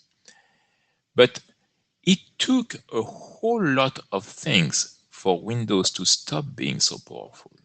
I mean, basically, it took a lawsuit from the government that distracted the management of the company, so they missed the cell phone market.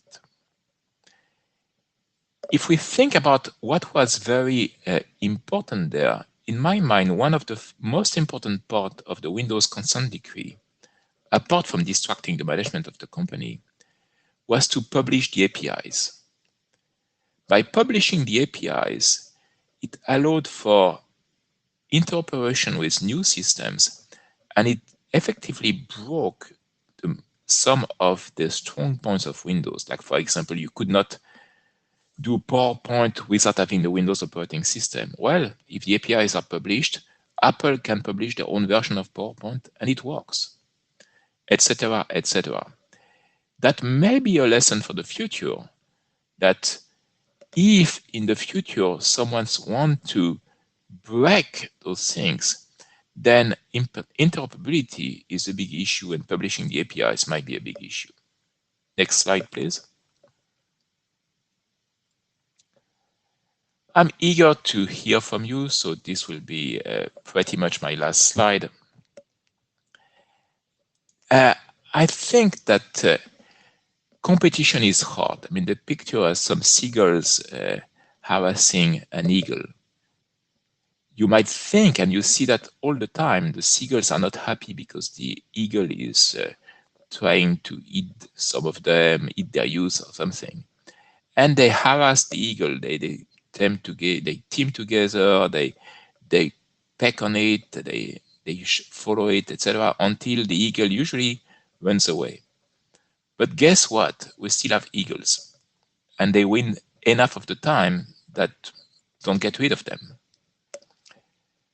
We had in the previous hour a long discussion about the political nature of some of the problems. I will not belabor that.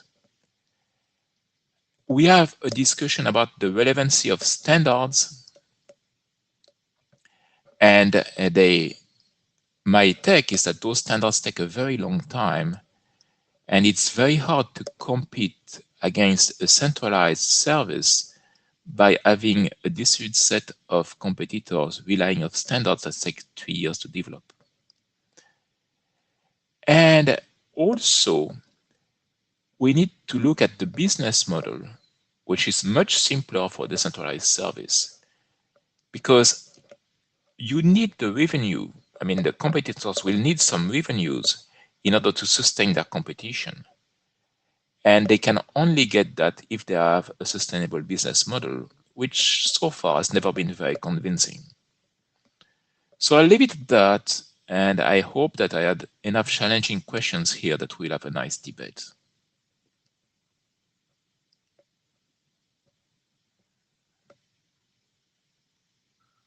Licia, if you want to take over the panel? Yeah, sorry. The stuff really slow. Thank you so much, Christian, for your great introduction to this panel. So this is the time I think I'd like to see all the panelists that come online. In addition to Christian, we got 3 more people. There's William. Thomas. You can Am I still causing echoes? Yes. You know what? I'm gonna kill the browser and reconnect. Give me a second, guys. Sure. Meanwhile, let's get going with the panel. So we'll do the similar thing like the first panel. Let's have the panelists first have a self-introduction and talk 2 minutes, whatever you want to talk about. I think Christian, if you have talked already, you decide to skip, that's okay. But let the other 3 panelists introduce themselves and say anything they would like to share with the audience, either whatever they contributed to the workshop submission or otherwise, what their reactions or reflections are with regard to what they have heard so far. So I'm kind of a democratic organizer, say whatever you want. Then I'm gonna bring up a set of questions for people to discuss. So Jari, you want to go first? Sure, thank you.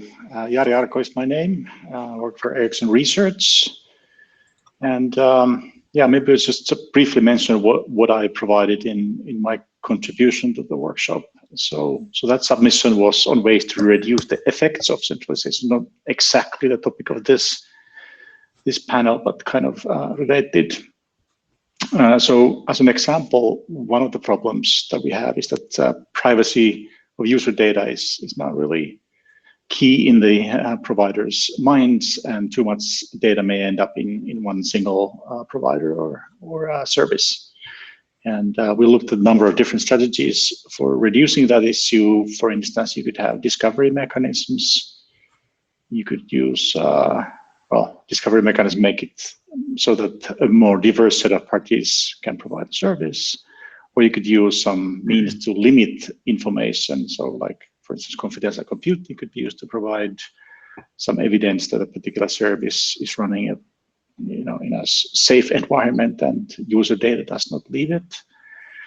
But I've also in the past worked on other papers, not this particular contribution for this workshop. And so last year, for instance, there was an article in Journal of Cyber Policy that talked more about the reasons why we are here and how we got to this place that we are now. And yeah, I'm not sure it's news to you, but it's mostly economics and network effects. But there's a few other things more related to technology. I think I'll save the rest of the discussion for later and let others continue. Thank you.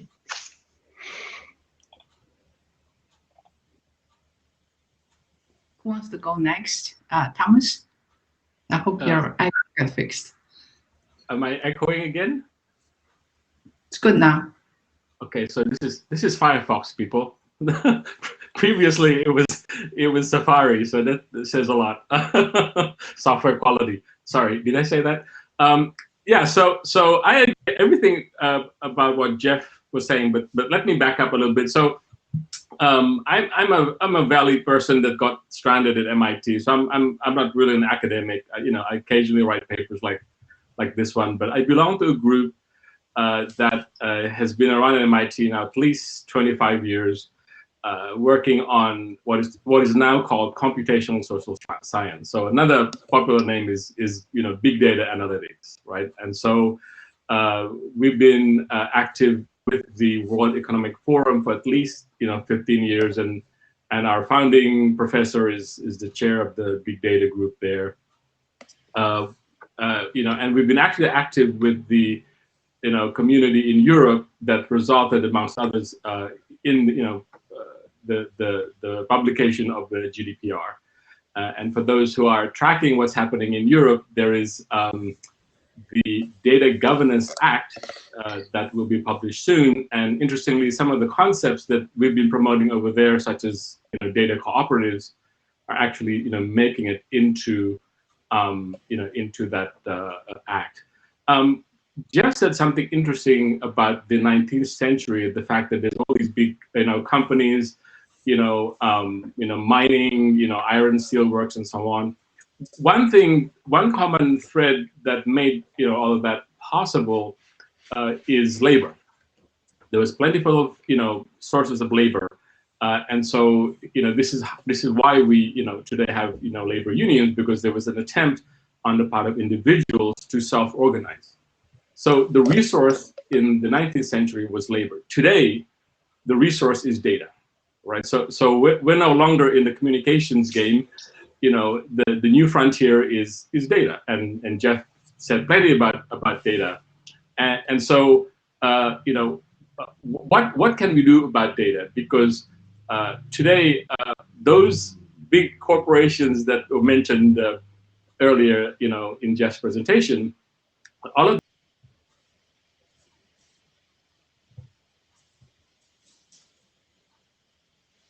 browser, whether I'm carrying my mobile phone, and so on.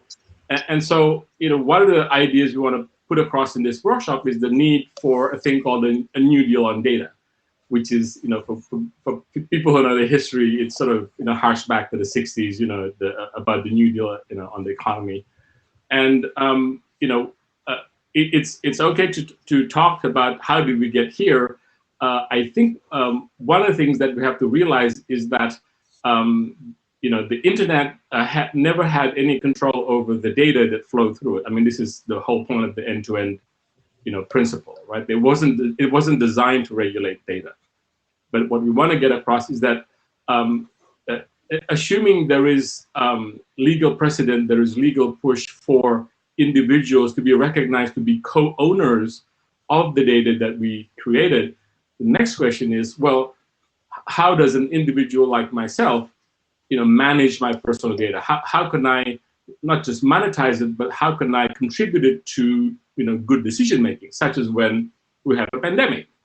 You guys notice, there was probably, several hundred different projects trying to do COVID tracking, right? And that did not work. And what if we had a different situation where individuals could collectively get together, in a different part of town to say, okay, I'm willing to volunteer copies of my data, of my GPS location for this purpose, for this particular duration of time, such as COVID tracking and so on, right? And so what is the infrastructure of the future that allows individual data holders to make their data more accessible, both for processing, for storage, and so on, right? So that's why the topic of my paper is like, we need the next sort of internet revolution is the data infrastructure.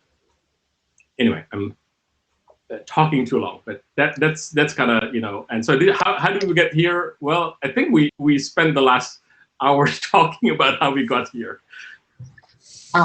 So let's echo comes back. So I don't know how to pronounce your name, right? Wyatt? Yeah, it's Viet. So maybe I just go ahead and introduce myself. So hello everyone, I'm Viet Duan. I'm a PhD student at Technical University of Munich, and together with Jörg Ott and Vaibhav Bajpa, I've been working on internet measurements in the context of centralization and decentralization. And essentially, kind of what we're doing is motivated by a couple of questions, which is kind of involving how much centralization is out there. So do the numbers that we measure, do those numbers fit the perception of everything being decentralized, not decentralized, everything being centralized, obviously. Trying to find out factors that drive centralization. So for instance, is it a specific performance that the users expect and which drives them towards these centralized systems, or are there specific security features, for instance, or features in general? And what kind of trade-offs or differences between decentralized and centralized systems users would have to accept when comparing these two directives, I guess. And that's also where the first of our proposals or workshop contributions comes in. So this is in collaboration with colleagues from the measurement community, where we measure web centralization based on how many websites are hosted by some of the larger CDN or cloud providers, and where we pretty much see an increasing trend. So there is definitely an increasing trend in terms of web centralization, at least, and this is also visible in the data. And the second contribution to the workshop is more a question about equality. So as we've seen, decentralization kind of lacks the scaling factors that these centralized systems have. And in order to decentralize things, the resources have to be provided by kind of the smaller players, you could say. And there the question is essentially who stems these upfront costs, and these costs are typically higher than in centralized systems, as we've seen in the introduction talk, where you cannot compete for free, so to speak. So if we decentralize things, obviously there would be a risk of potentially and accidentally excluding some people who could, for instance, not provide enough resources, maybe storage or compute power or bandwidth. And this is obviously also something that has to be taken into account when decentralizing things. So there's a lot of options for discussion there. So that would also be an interesting thing to discuss in this workshop. Okay. So Christian, I was wondering if you have some reflection, or will we just go on directly to the questions? Yeah, I mean, I am very interested by the measurement, because one of the questions I have is whether in this growth of a centralized system, there is space for some kind of competition. And for example, take the example of DuckDuckGo, which is arguably competition against Google with a very different business model. And they obviously have some space. They have a very small share of the market, but they don't have nothing. They have like a couple of percent in the US, a bit more in Europe. That's something. And I wonder whether, I mean, the first thing that we can try to do is see whether there are open spaces despite centralization, and what it would take to grow those open spaces, and whether that would be beneficial for society. I think that may be one of the guidelines that we could have. Thank you. We divided the workshop into 2 panels. Actually, from the first panel, I can see there's a big connection. It's 2 o'clock. There's a connection between the two. Let me start with some questions first. First of all, I want to make it very clear that the goal of this workshop is to understand what has happened over the last 30 years or 40 years, depending on when you started counting, because the TCP/IP is 40 years old as far as the RFC is concerned. But the fundamental goal is really to understand what has happened. Dirk in the opening slides has a bullet saying that how we failed or we just succeeded so well. And to my personal view, I think both are correct. We have succeeded so well. But along the way, I think perhaps because of this unprecedented success, that somehow the technical community may have got blinded by the success and overlooked certain things. That's why this is the time to look back. So let me pick up a few things from Thomas' submission. You mentioned the three things. One, data is silos, and then your privacy is lost. This is very clear why it is so, because a few big guys collected all the data. For your third question, I think it's worth a discussion. You pointed out that the security is a failing. Why the security is failing? I'd like to hear people's opinion on that specific question. So who would like to start first? Maybe Thomas, given that you brought up the question. Hey, who had to pay expensive gas fees in New Jersey 2 weeks ago because somebody hacked through the gasoline supplier's computer, right? I mean, it seems to be so easy, and increasingly, I think, cyber attack, might triple parts of the U.S., not just energy infrastructure, but even financial infrastructure. But and who here lost their data when, was it Equifax got hacked? What was who? One of the credit providers got hacked 3 years ago, 4 years ago, right? So I mean, you just have to Google. I've stopped reading the bad news, but clearly something's wrong. I mean, clearly the architecture underneath all of these systems is just too easy to hack. So the question is how we came to this place. That is, you listed all these well-known evidences that the security is failing. So therefore, you made a correct statement. But what happened? Why the security is failing today? I'd like to hear some comments on that question. Yeah, Christian. Well, it's essentially what we see. Security doesn't pay. I mean, it's a pure market thing. I mean, you make money by selling products. You don't make money by saying protection. Protection is a cost. So unless there is either some regulation in the style of the FAA or some customer movement that says, no, it needs to be secure, I don't buy it, whoever is doing that will develop that.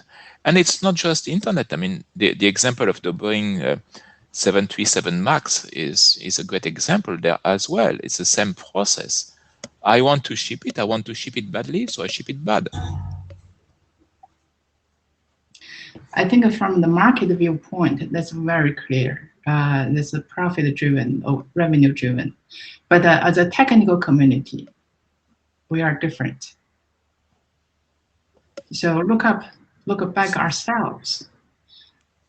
Well, let me ask a question, Licia. So how many people think the OAuth RFC, that OAuth is a good protocol? This is a homegrown protocol. It went through the applications area. It did not go to the security area 10 years ago.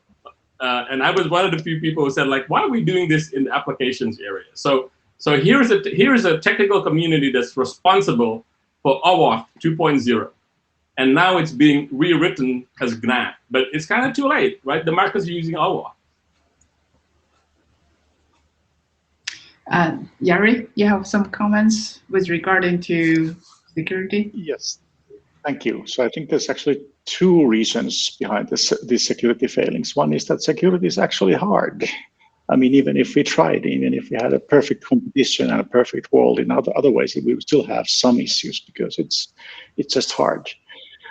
But the other reason is that maybe we don't, or at least some parties don't care enough. And the reason is that they're not losing their data; they're losing our data.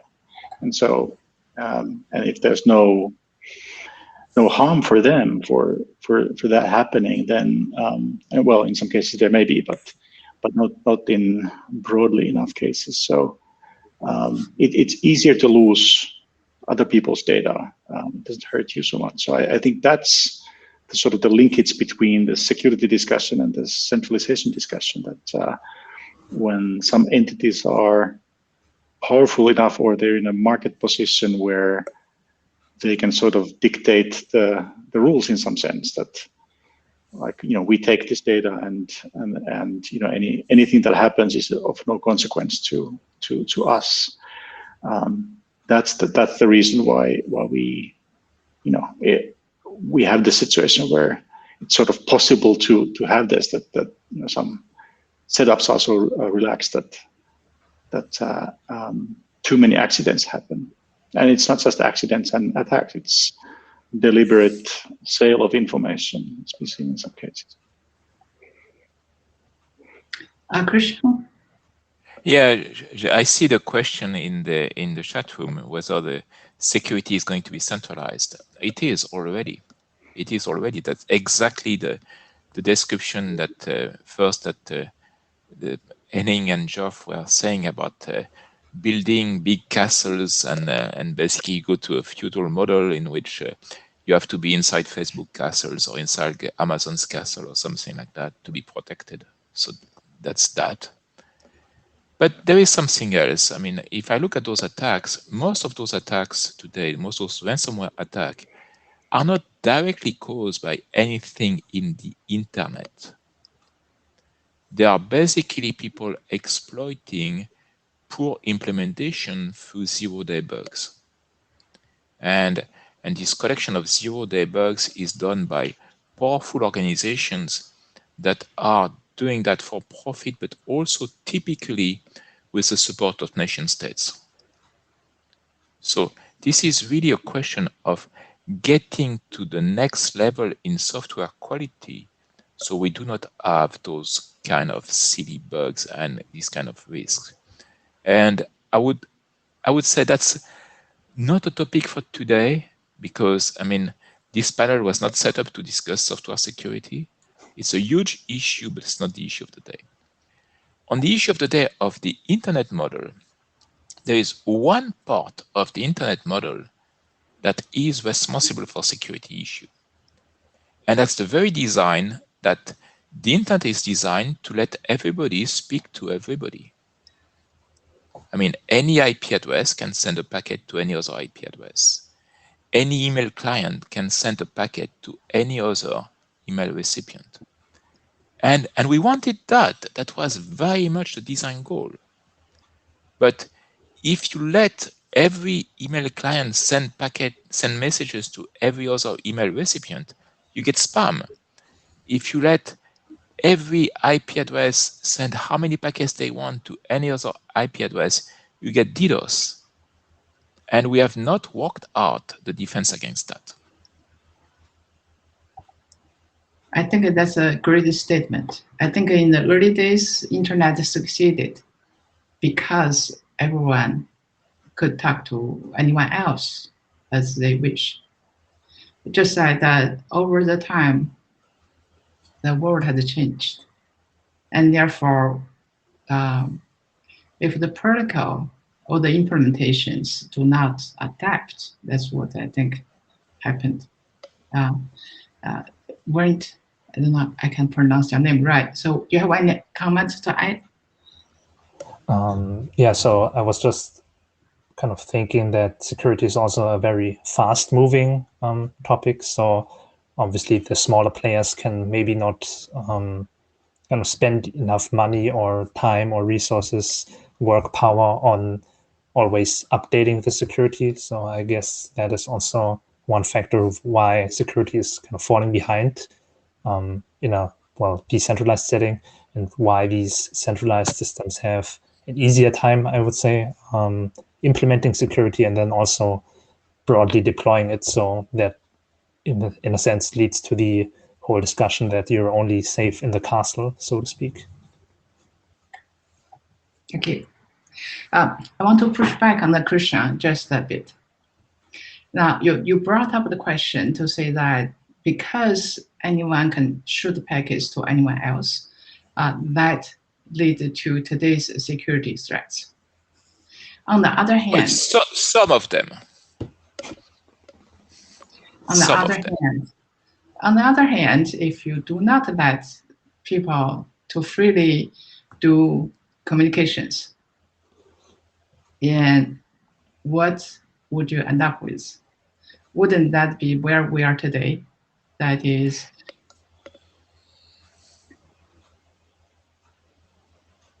yes, that's a huge tension, Lisha. You're right. That's a huge tension. I mean, the fact that anybody can speak to anybody is actually beautiful.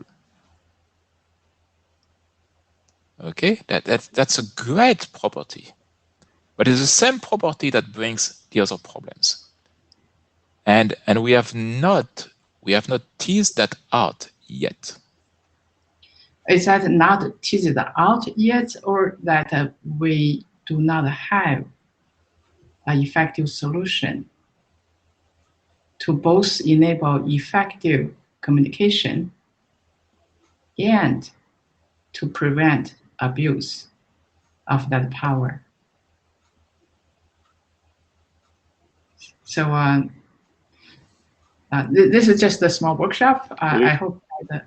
And I add something to that as well. So yeah, the attack question, I think that could be maybe discussed a little bit broadly, more broadly also, because I think there's some fundamental issues that just come from physics that dictate, or doesn't dictate, but maybe favor large entities.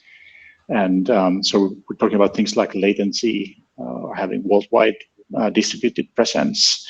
And those are things that are simply easier when you're big and you can afford to put things or data centers in 100 places or 100 countries.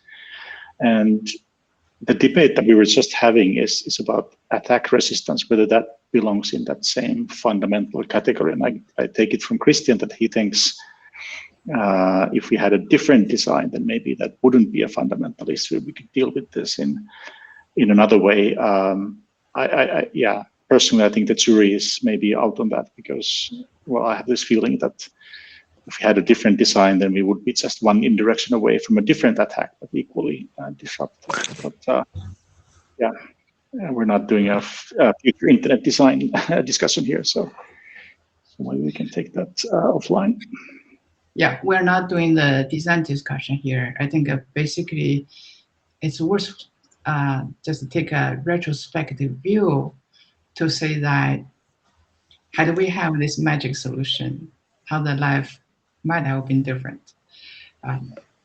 So I think we should open up for the floor pretty soon.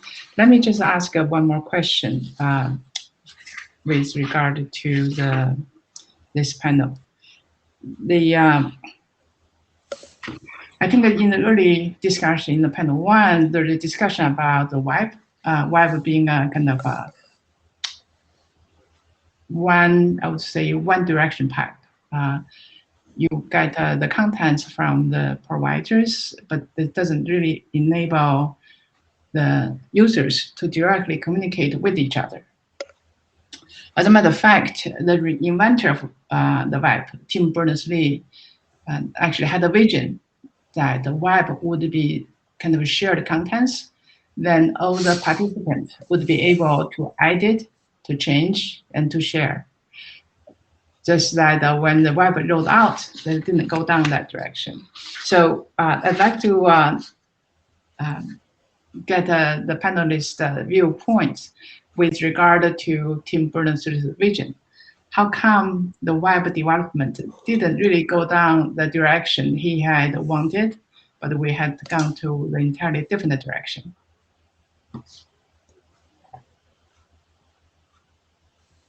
Anyone wants to start? I can maybe start. So I think essentially the model that he has envisioned is different from what the internet is obviously used for now, since if you compare it to what we talked about earlier, for instance, TV or radio or newspapers, there the model is that there's a lot of readers and just a few writers, right? So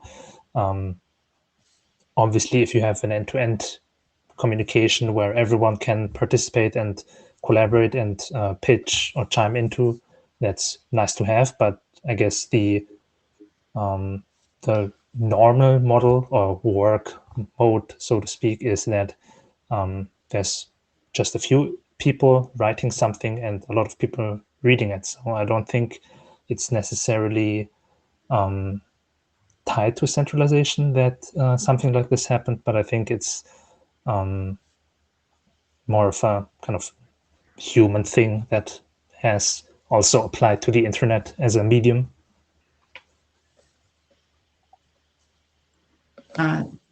Want to go next? Christian?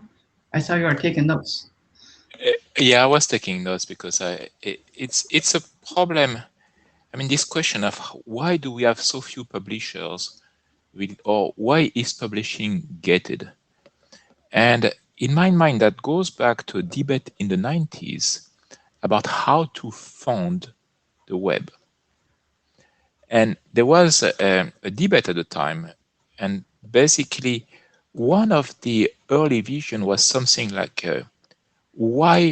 how do I pay the publishers? Okay, well, there's one vision that you don't pay the publisher at all. If you don't pay the publisher at all, the only guys that get to publish are guys that publish something because either they want to become famous or they want to win some kind of election or something like that. They have some other source of funding, but that's limited. And then if you want to pay the publishers, there were two plausibility. One is you pay the publisher with some kind of micropayment, like every time you read it, there's a little bit of money that flows to the publisher somehow, or you do something else. And the micropayment issue was discussed. Many people looked at it and says, nah, let's do advertisement instead. That's much easier. And I think that we are at the end of the road where advertisement leads. Anyone else wants to chip in? Yeah, maybe I can say a few words. So, yeah, okay. Yeah. Okay, Thomas.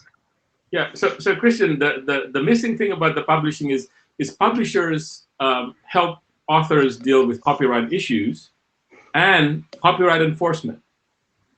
That's, and the same for the you wonder, why do we need these ancient music publishers? Because they have a ton of lawyers who go after anybody who tries to infringe, copyright. So, that begs the question, like, why don't we have author-specific DRM technology? And number two, actually, it may not even be needed because there's now platforms such as, Substack, where if you like, authors, you can just pay them using Patreon, directly, whether it's, $2 a month or $5 a month, right? So there is, in fact, change happening. But getting back to your original question, I think, copyright is an issue. And for people on Substack, there is no copyright enforcement. They know that their content can be copied by anyone. Yeah, I think the original question is really about letting people publish as opposed to how you arrange the copyright issue. But Yari, you want to say something before we open the floor?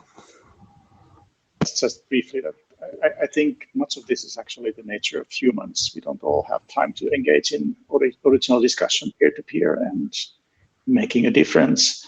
A lot of us want to consume media, and that's what the internet does very well. But that doesn't mean that there aren't other issues to fix or to be worried about. Like, we're getting into a situation where much of your email and web content and videos need to migrate to few providers, or else you can't really use them very well. And some of that is technical, for instance, this attack resistance that we're discussing, or some of it is scale, having something near you, low latency, and some of it is network effects. Yeah.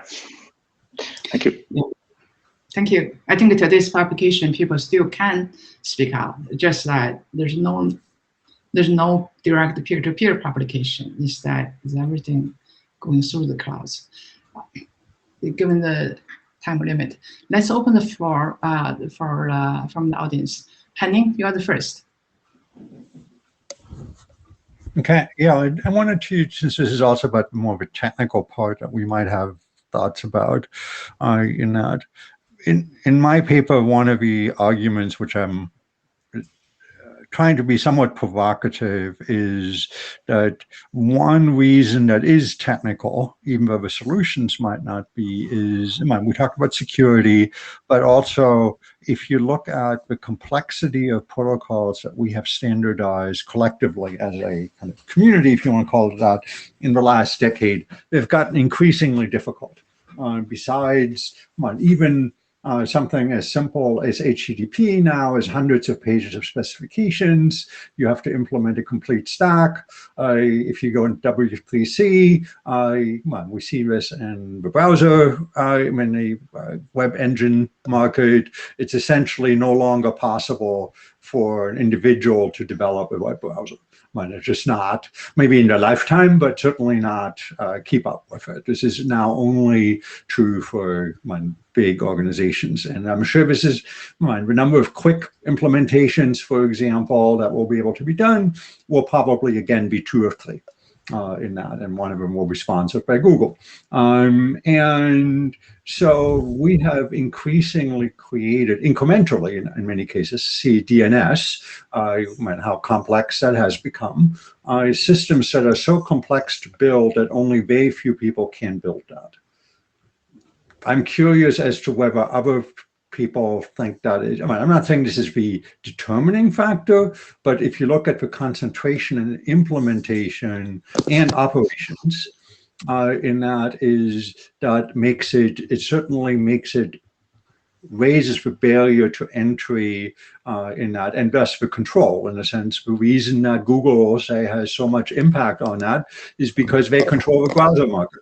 Is that if they were just in the advertising business, they wouldn't have any impact on Quick or web standards, and that they do because they control 80% of the browser market in that. And so they can drive the technical of what gets implemented in that, and whether it's good, bad, or indifferent. Thank you. The next one, Wes. Oh, yeah, Krisha? Yeah. A point about heading remarks. There are actually 18 implementation of Quick right now. So maybe there will be a whittled down somewhat, but I mean, it's not the fact that you cannot implement it. I did one all by myself personally. So. Yeah. Okay, thank you. Wes, your turn. All right, hello. Thanks for the brilliant discussion for the past 2.5 hours or whatever it's been. One thing that I think that needs to be thought of is that motivations on the internet for creating new things are always self-serving, right? It's always self-serving to create this great new product and make it excellent for everybody to use. But this is only profitable when you're doing something small. And a large part of that comes from, eventually it's actually more profitable to prevent competition and squash others, because at some point there's no more users to gain and only users to lose. And we see this a lot, right? Companies shift to an attack stance rather than retaining users because it's simply cheaper to try and take out your competition. And eventually your balance of how you're spending your money is shifting away from creating new things to defending your old things by taking out, purchasing other companies, trying to block standardization and things like that. So the bigger question kind of becomes, what are the bigger carrots that we can use to encourage standardization to continue? Because I'm sure you've all seen that, gorillas come to the microphone in the IETF and kill new things coming up because it doesn't help them. Sometimes the gorillas get together and there's a whole quandary of gorillas saying no because they don't want, new things to come along. I saw that actually at the last IETF. And bringing it back to Alicia to the security question you were posing, interoperable security is even harder and more expensive And it's safer and less likely of a lawsuit if you can control both sides, right? It's very dangerous to open your service and have somebody else's client actually be, the cause of a break or a connection. And, walled secured gardens are built without doors so that people can't get out, not so that people can't come in. There's a dual benefit there. Good points. Anyone from the panel wants to react to that? If not, let's, okay, go. Yeah, so I think what Wes just mentioned regarding interoperability, and also that kind of also ties to data migration, is definitely something that could be improved, I guess. So say I want to take all of my data from Facebook and move it somewhere else. That should be easily possible, but I don't think it is as of right now. So that is definitely something to consider. Christian? Yeah, another point about data. I mean, Henning was saying, hey, it's very hard to do those implementation. One of the hardest part when doing those implementation is to test them. And to test them, you need to basically be able to know what are the scenarios that you're going to encounter. And those scenarios are effectively data. And so the big implementation, like all the Google, the Microsoft, Apple, etc., have lots of telemetry. They know a lot about the environment. But I mean, the startup competition has a small number of customers and very little data. And in terms of quick data, as fundamental as basically what's the type of packet losses that I might expect? What is the distribution of MTUs? What are the distribution of bandwidth on various connections? All that, I mean, all this kind of data we could have, but we don't. And it is in the large companies, it is in the large repositories of telemetry and all that, but it is not available to the competition, and it reinforces the strengths of those big companies. Yeah, I agree. And Wes brought up a very good point. I think you often see this behavior where sort of an entrenched large entity wants to prevent more competition, and that could happen through multiple different ways. You can try and get rid of the competition. You can prevent things from happening because it's too complicated to implement something.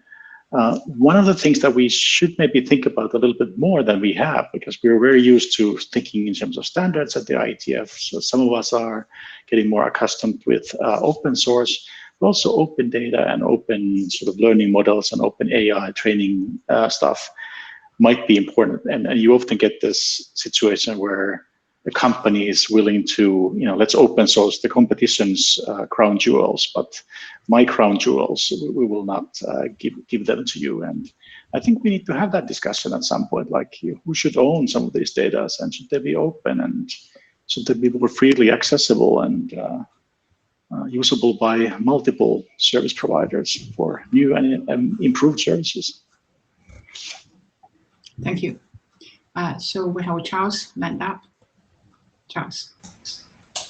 Yeah, thanks. First of all, I just wanted to say I agree with the point Henning raised about the complexity of the standards. And while I'm a big fan of standards, I think all of us probably are. That's part of why we're here at this workshop. But at the same time, the complexity of the standards on which the internet's built, the I would say target user set of those standards is increasing. And I think because of the complexity, though, it's hard for people to use all those standards. I think that point's been made, and I agree with it. And now the result of that, or at least one of the results of that, I believe, is, and I think Jeff brought this up, kind of the moving to the platform play, of providing a platform that abstracts away the complications of all these standards and provides a higher level service that's easier for someone to use. And that's become very attractive.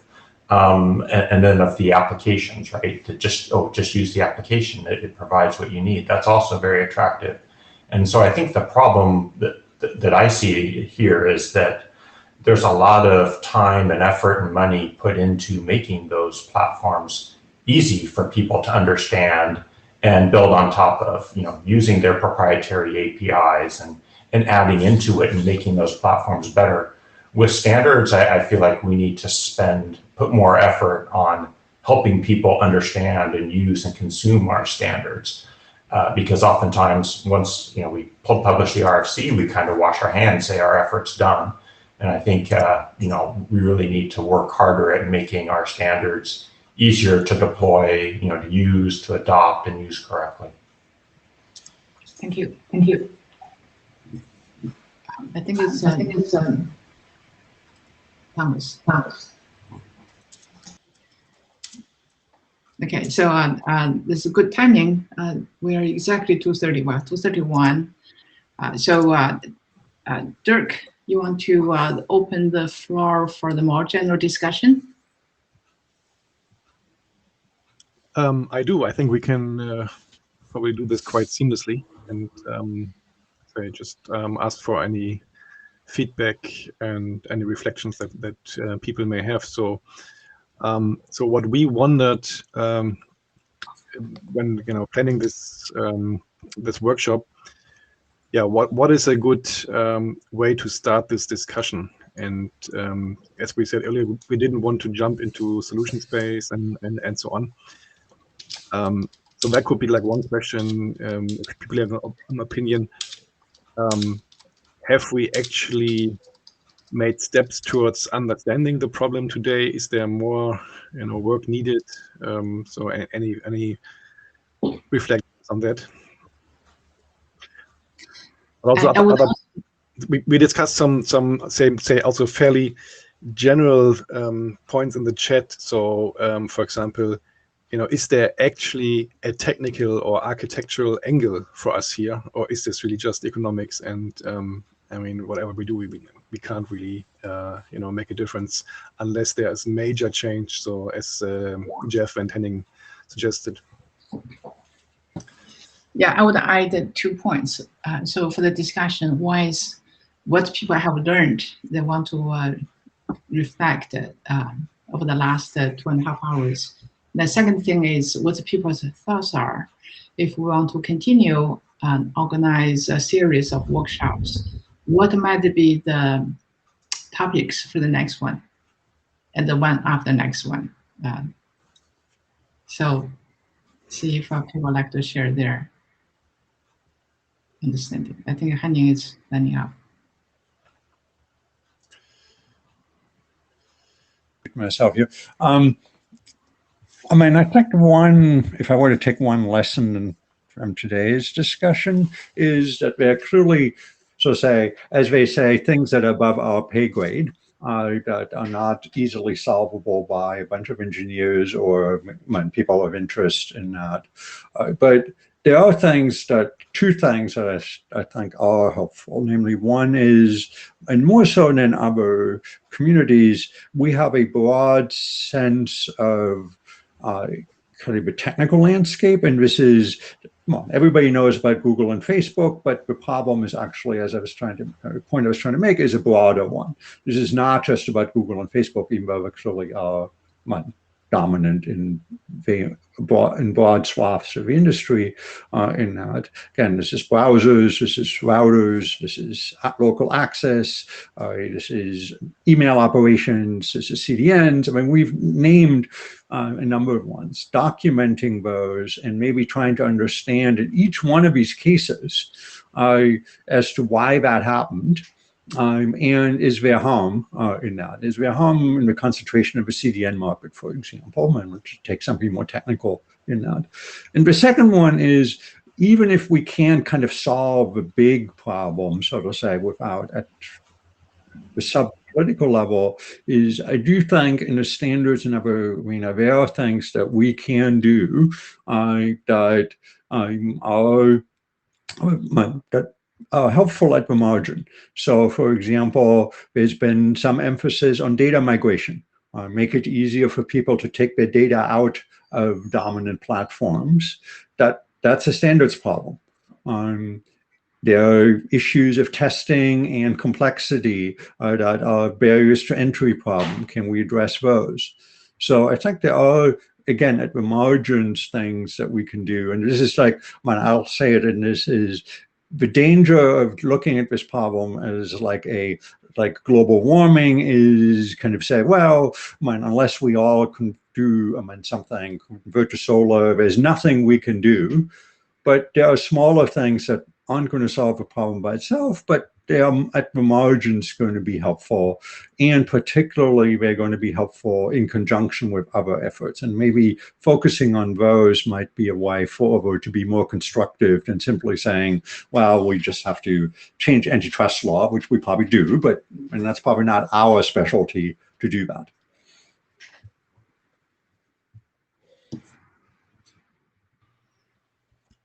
Thanks. I think Jeff. If you're after some kind of, what do we do about it, then I'd actually like to reflect for a second or two about the evolution of the IETF itself. If you go back to the very early 90s, it was predominantly a bunch of researchers and the research community openly sharing information. And there was a large, if you will, public sector engagement, and the products were open. So the work advantaged all players who bothered to attend, who bothered to participate. It did not necessarily work in the interest of any particular player. Since then, the IETF has become an industry forum, and it has adopted the position and stances of many industry fora. It works to the benefit of the players in a different way. They standardize minimally and effectively fold in the real aspects of innovation. The companies that take the risk in investing in innovation wish to reap the rewards exclusively. And the result in the IETF is interesting, that I would actually see the IRTG as the crippled, lame, distant cousin, whereas the bulk of the activity is concentrated on further privatizing the internet and further centralizing the internet. And that's, if you will, an outcome of the focus, which has been actually changed from open innovation and open research to closed innovation and privatized research. And so we reaped the rewards of that transformation. We wanted the IETF to be bigger. We wanted it to be relevant. We catered to industry needs. We effectively created a positive feedback loop to further privatization of this effort and further centralization. If you honestly want to create a different culture, you actually need to re-embrace the whole issues of public sector research and why we do it. Why do we fund universities if it is not to make innovation a product that is accessible to all? Because once you allow that, incumbents are not necessarily advantaged by having access to the products of innovation exclusively. And so I would argue that the current template inside many Western economies of making this kind of activity a crippled small brother to private sector investment is actually entirely wrong, and it leads to these skewed outcomes. And if you really want to change the way we operate, I think you've got to give more focus and more emphasis on the research activities of the IETF, the IRTF, and making those processes open and accessible to all. Because once you allow that, you actually allow greater degrees of folk who are able or want to exploit that innovation to their own advantage without privatizing the innovation itself. So, we're symptomatic of the larger malaise here is where I'm going. Thanks. We are open. Like, look at this workshop, right? It's open to everyone. So I think the questions. The mainstream of activity is still inside the IETF. The attention and focus on the IRTF in all of our institutions in the broader IETF is not the IRTF. And I think that's a symptom of a broader malaise. Thanks. Yeah, I agree with you, actually. Yeah, I mean, and Jeff, that's something we observe in something else. When we see at the participation, we lament that participation is focused on only a few countries, which incidentally are the few countries with big industries. And one way to open the internet the activities to many more people will be indeed to encourage much more open research, open academic participation. The small question is who's going to pay for that? But that's maybe for later.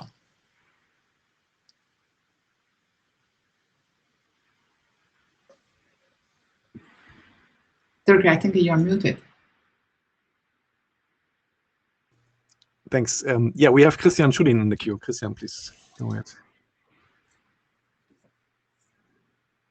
I was first a little bit concerned that the whole exercise would become kind of a blame shifting game. Oh, it's not the internet itself or the way we operate that has led to that situation. And an interesting statement of Henning was, here I quote, I think that both Geoff and I have tried to make a point that almost none of the problems are primarily technical problems solvable by us. But then later on, he points out that, well, we might have a problem with the large standards. And then also Geoff said also, we have changed the mode the IETF is working. So I think definitely there are things in that we have to look at how we have helped, at least in some developments. But I also wanted to point out that there are, I guess, technical biases which we should try to find. And I try to point out one of the online, always online model being one. Another might be that wasn't mentioned, the peer-to-peer, which I think when it came with Napster was a big surprise to many of us.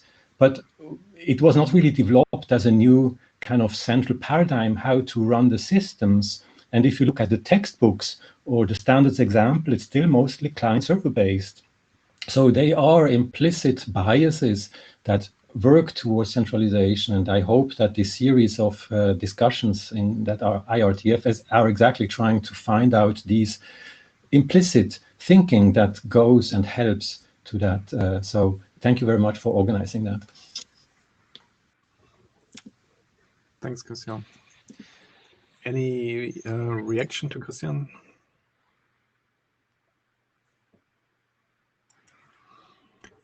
Okay, let's move on. Turles. So, given how I think we heard repeatedly that there are, the core problems are above our pay grade, I still wonder whether, people at that pay grade understand what the technology we can offer. And I think that's a lot of interfaces that could be regulated on monopolistic platforms and or how to build federated systems, right? I mean, maybe it's that type of informational documents toward political decision makers, something like exactly. Not sure who said that. What are the data standards to define to get your own data in and out of systems so that you can move between Facebook and its competitors, whatever they are, right? Or how to build any of these systems in a federated way, right? So what are the simple starting points to, explain to the political decision makers what, benefits they could get by, doing these type of things, and then obviously, the IETF and other standard bodies being able to help with that.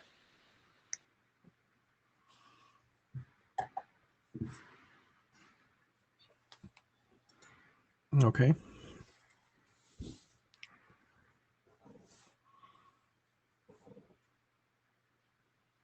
Okay, wait. Mirko gives me some weird error messages.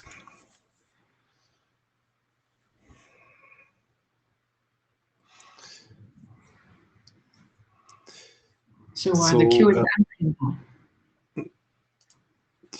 Yeah, but I think we can. And so I wanted to get back to a couple of good comments in the chat. So Charles also mentioned the topic of standards complexity, and I am not sure whether that's it's a real problem. So I mean, I think we often have a bit of a nostalgic, maybe a bit idealistic idea about IETF work and standards. As Geoff mentioned, so the times where this was like a community effort they are really long over. And so nowadays, I mean, companies just have interest if they need an internet standard. They will probably bother with working with the IETF, but if they don't, it's just too slow. And so you could see like the first signals of that, say when like SDN was promoted as defining standards, build your own protocol. And this is what is happening in, say, large parts of the networks that, I mean, the really big players, they don't need internet standards to get their data, say, in their internal networks from one part of the world to the other. And there are some exceptions like Quick, where we see these efforts, but so it's I think it's maybe it's a bit misleading to just say, okay, we have to simplify our standards and then that will make a difference.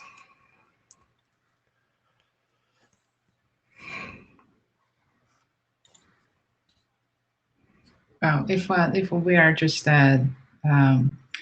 give a reflection of what we have heard today, I think during the panel one, Henning offered some very deep thinking comments.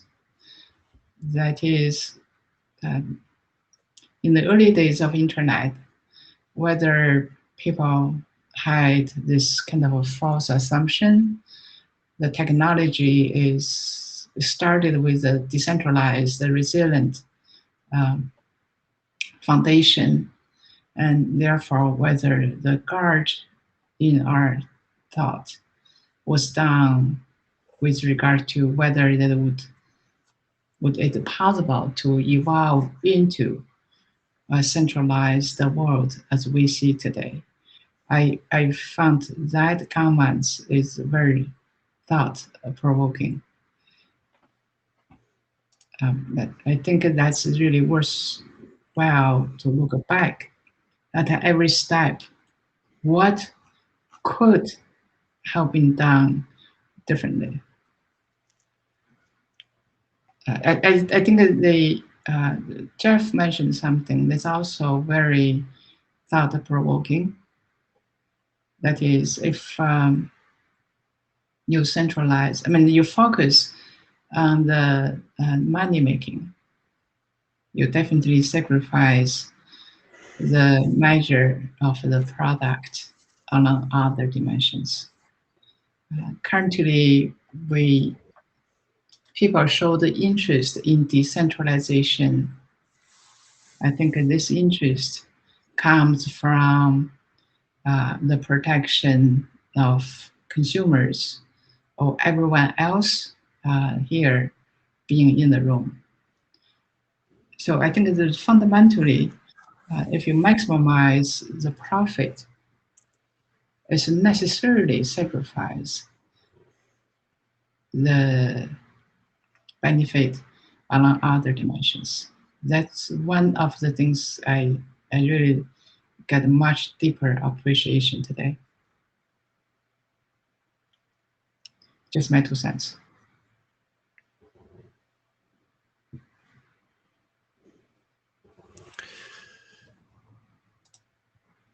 Okay, we have Marie-José in the queue. Please go ahead. Yeah, I think nobody's mentioned yet in terms of decentralization another reason you want to have that, and it's autonomous operations. I think Henning mentioned that there's a lot of students now who are more in AI and ML and that type of stuff than maybe in networking.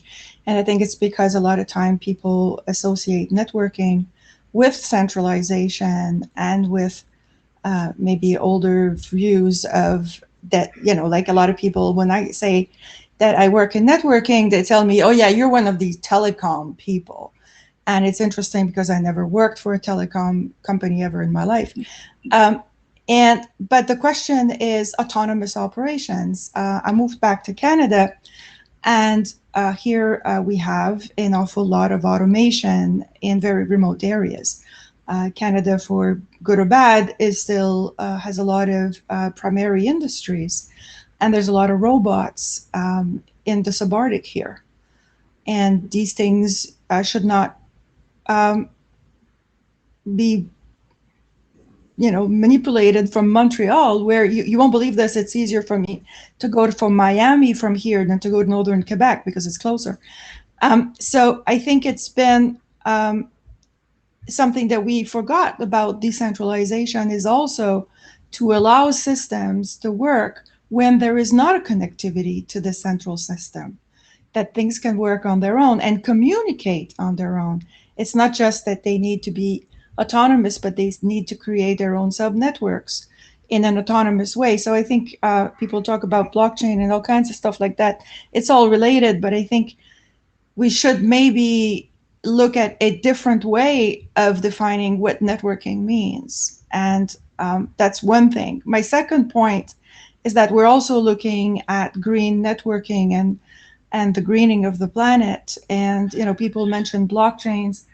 There's a huge pushback everywhere, as you know, against blockchain and cryptocurrencies and also centralized systems, because even here where we have a ton of cold weather locations, people do not want to have another server farm in the subarctic, where you could probably take advantage of distribution to create more green solutions. So I think there's two things that were not mentioned in here. Was one, the idea of autonomous operations and autonomous self-creating networks, and also green networking, which is are two major reasons to start looking at decentralization.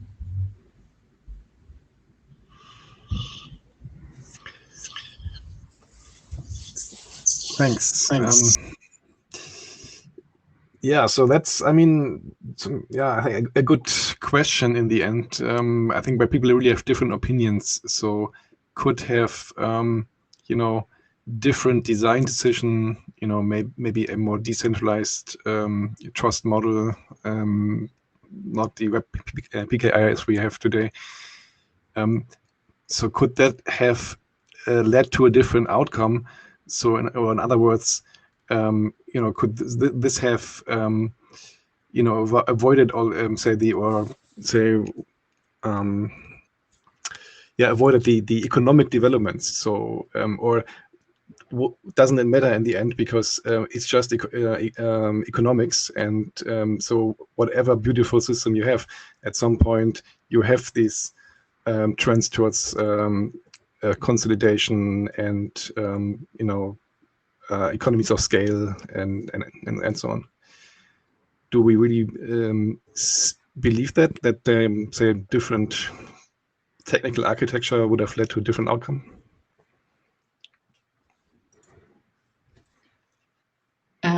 Let me understand your question. Is a different architecture would have led to different outcome? I think architecture is a product of the day of the technology. Back 40 years, I was right there. I think TCP/IP was the most advanced the technology of the day could possibly support.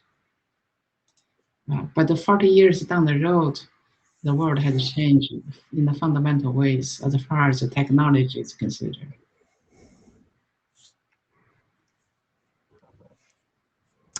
Christian, do you have a comment? If we believe the architecture is really, yeah, go ahead. Yeah, I hear that about the architecture. I mean, the big decision of the architecture of the internet was to basically separate. I mean, I can see a couple of big principles. I mentioned the everybody can speak to everybody, and the other big architecture is a bit is a bit. And so that basically, that means that the network doesn't know what it is carrying.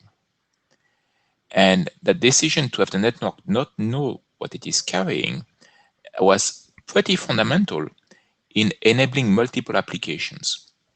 Because, I mean, previously, if you take, I mean, where networking standards were in the 80s, work of the ITU, etc., you wanted to have a new application, you get effectively a new network. You would have a network for the Minitel in France, a network for teletext, a network for video, a network for this, a network for that. And basically the goal was for the telecommunication industry and telecommunication providers to capture the value of the application and not let it be developed by the actual providers of content. So what the internet did was effectively break that. And of course, you will see a lot of industries now saying, hey, I'm a telecommunication provider. I would like to capture that value back. And too bad you cannot really. So that we hear that clearly. Okay, that doesn't mean that you could have details, but I mean, pretty much once you make the decision that everybody talks to everybody and a bit is a bit, you get the current architecture. I would agree with Christian, and I want to make one clarification. I think that there's an architecture, then there's the architecture principles. I believe what you said about the network is not bound to a specific application. It's an architecture principle, and not a particular architecture itself, like how TCP works.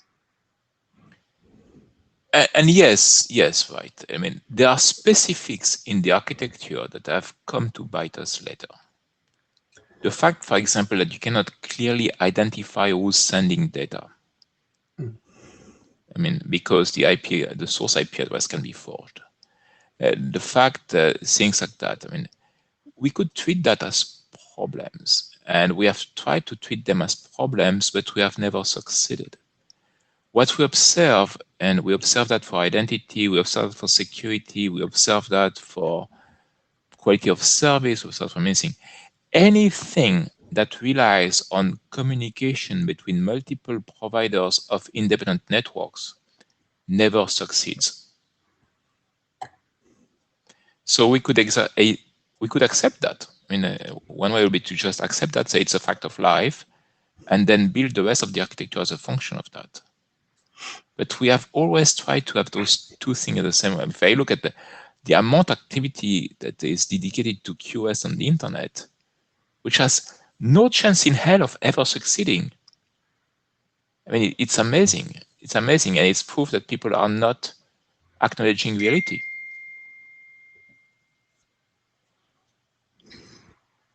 Just for the fun of it, this morning I attended the APN, application aware networking or something. They're really introducing micro granularity QoS again. But oh, sure, people will try to do that, but I mean, until we get consensus that the damn thing is just bullshit and will never happen. I think heterogeneity is the nature. So people will not all think in the same way, but hopefully, as an aggregate, our understanding move forward with time. I see. Oh yeah, Dirk is still here. So it's almost we're end of the 3 hours now. Should we have Yari in the queue, maybe? Okay. Yeah, I just wanted to quickly follow up what Christian was saying. So you were saying that the internet succeeded in making sure that the value of the application stays on internet hands and it's not sort of taken by the telecom providers of the 1980s and so forth.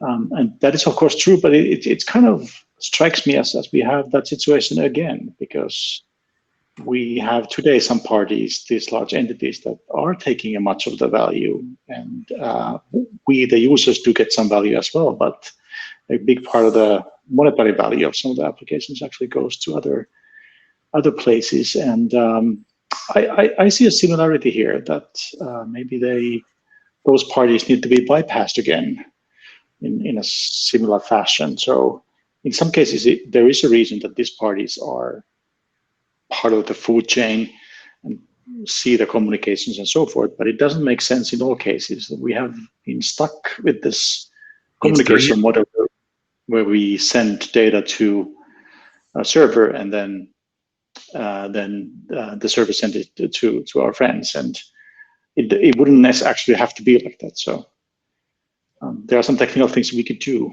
differently, and not everybody wants that change, of course, but I think we could potentially do it.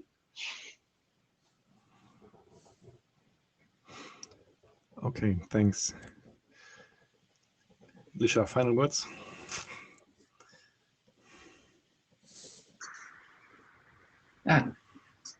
I'll mute myself and take a few seconds. I don't really have a final word. I think I feel that this is a great workshop. We try to collect the input regarding the next step. I think as far as I can tell from the chat room, I think there's an interest in continue this exploration of how we understand and do something about this big problem. I guess this will take time for us to digest what we have learned today.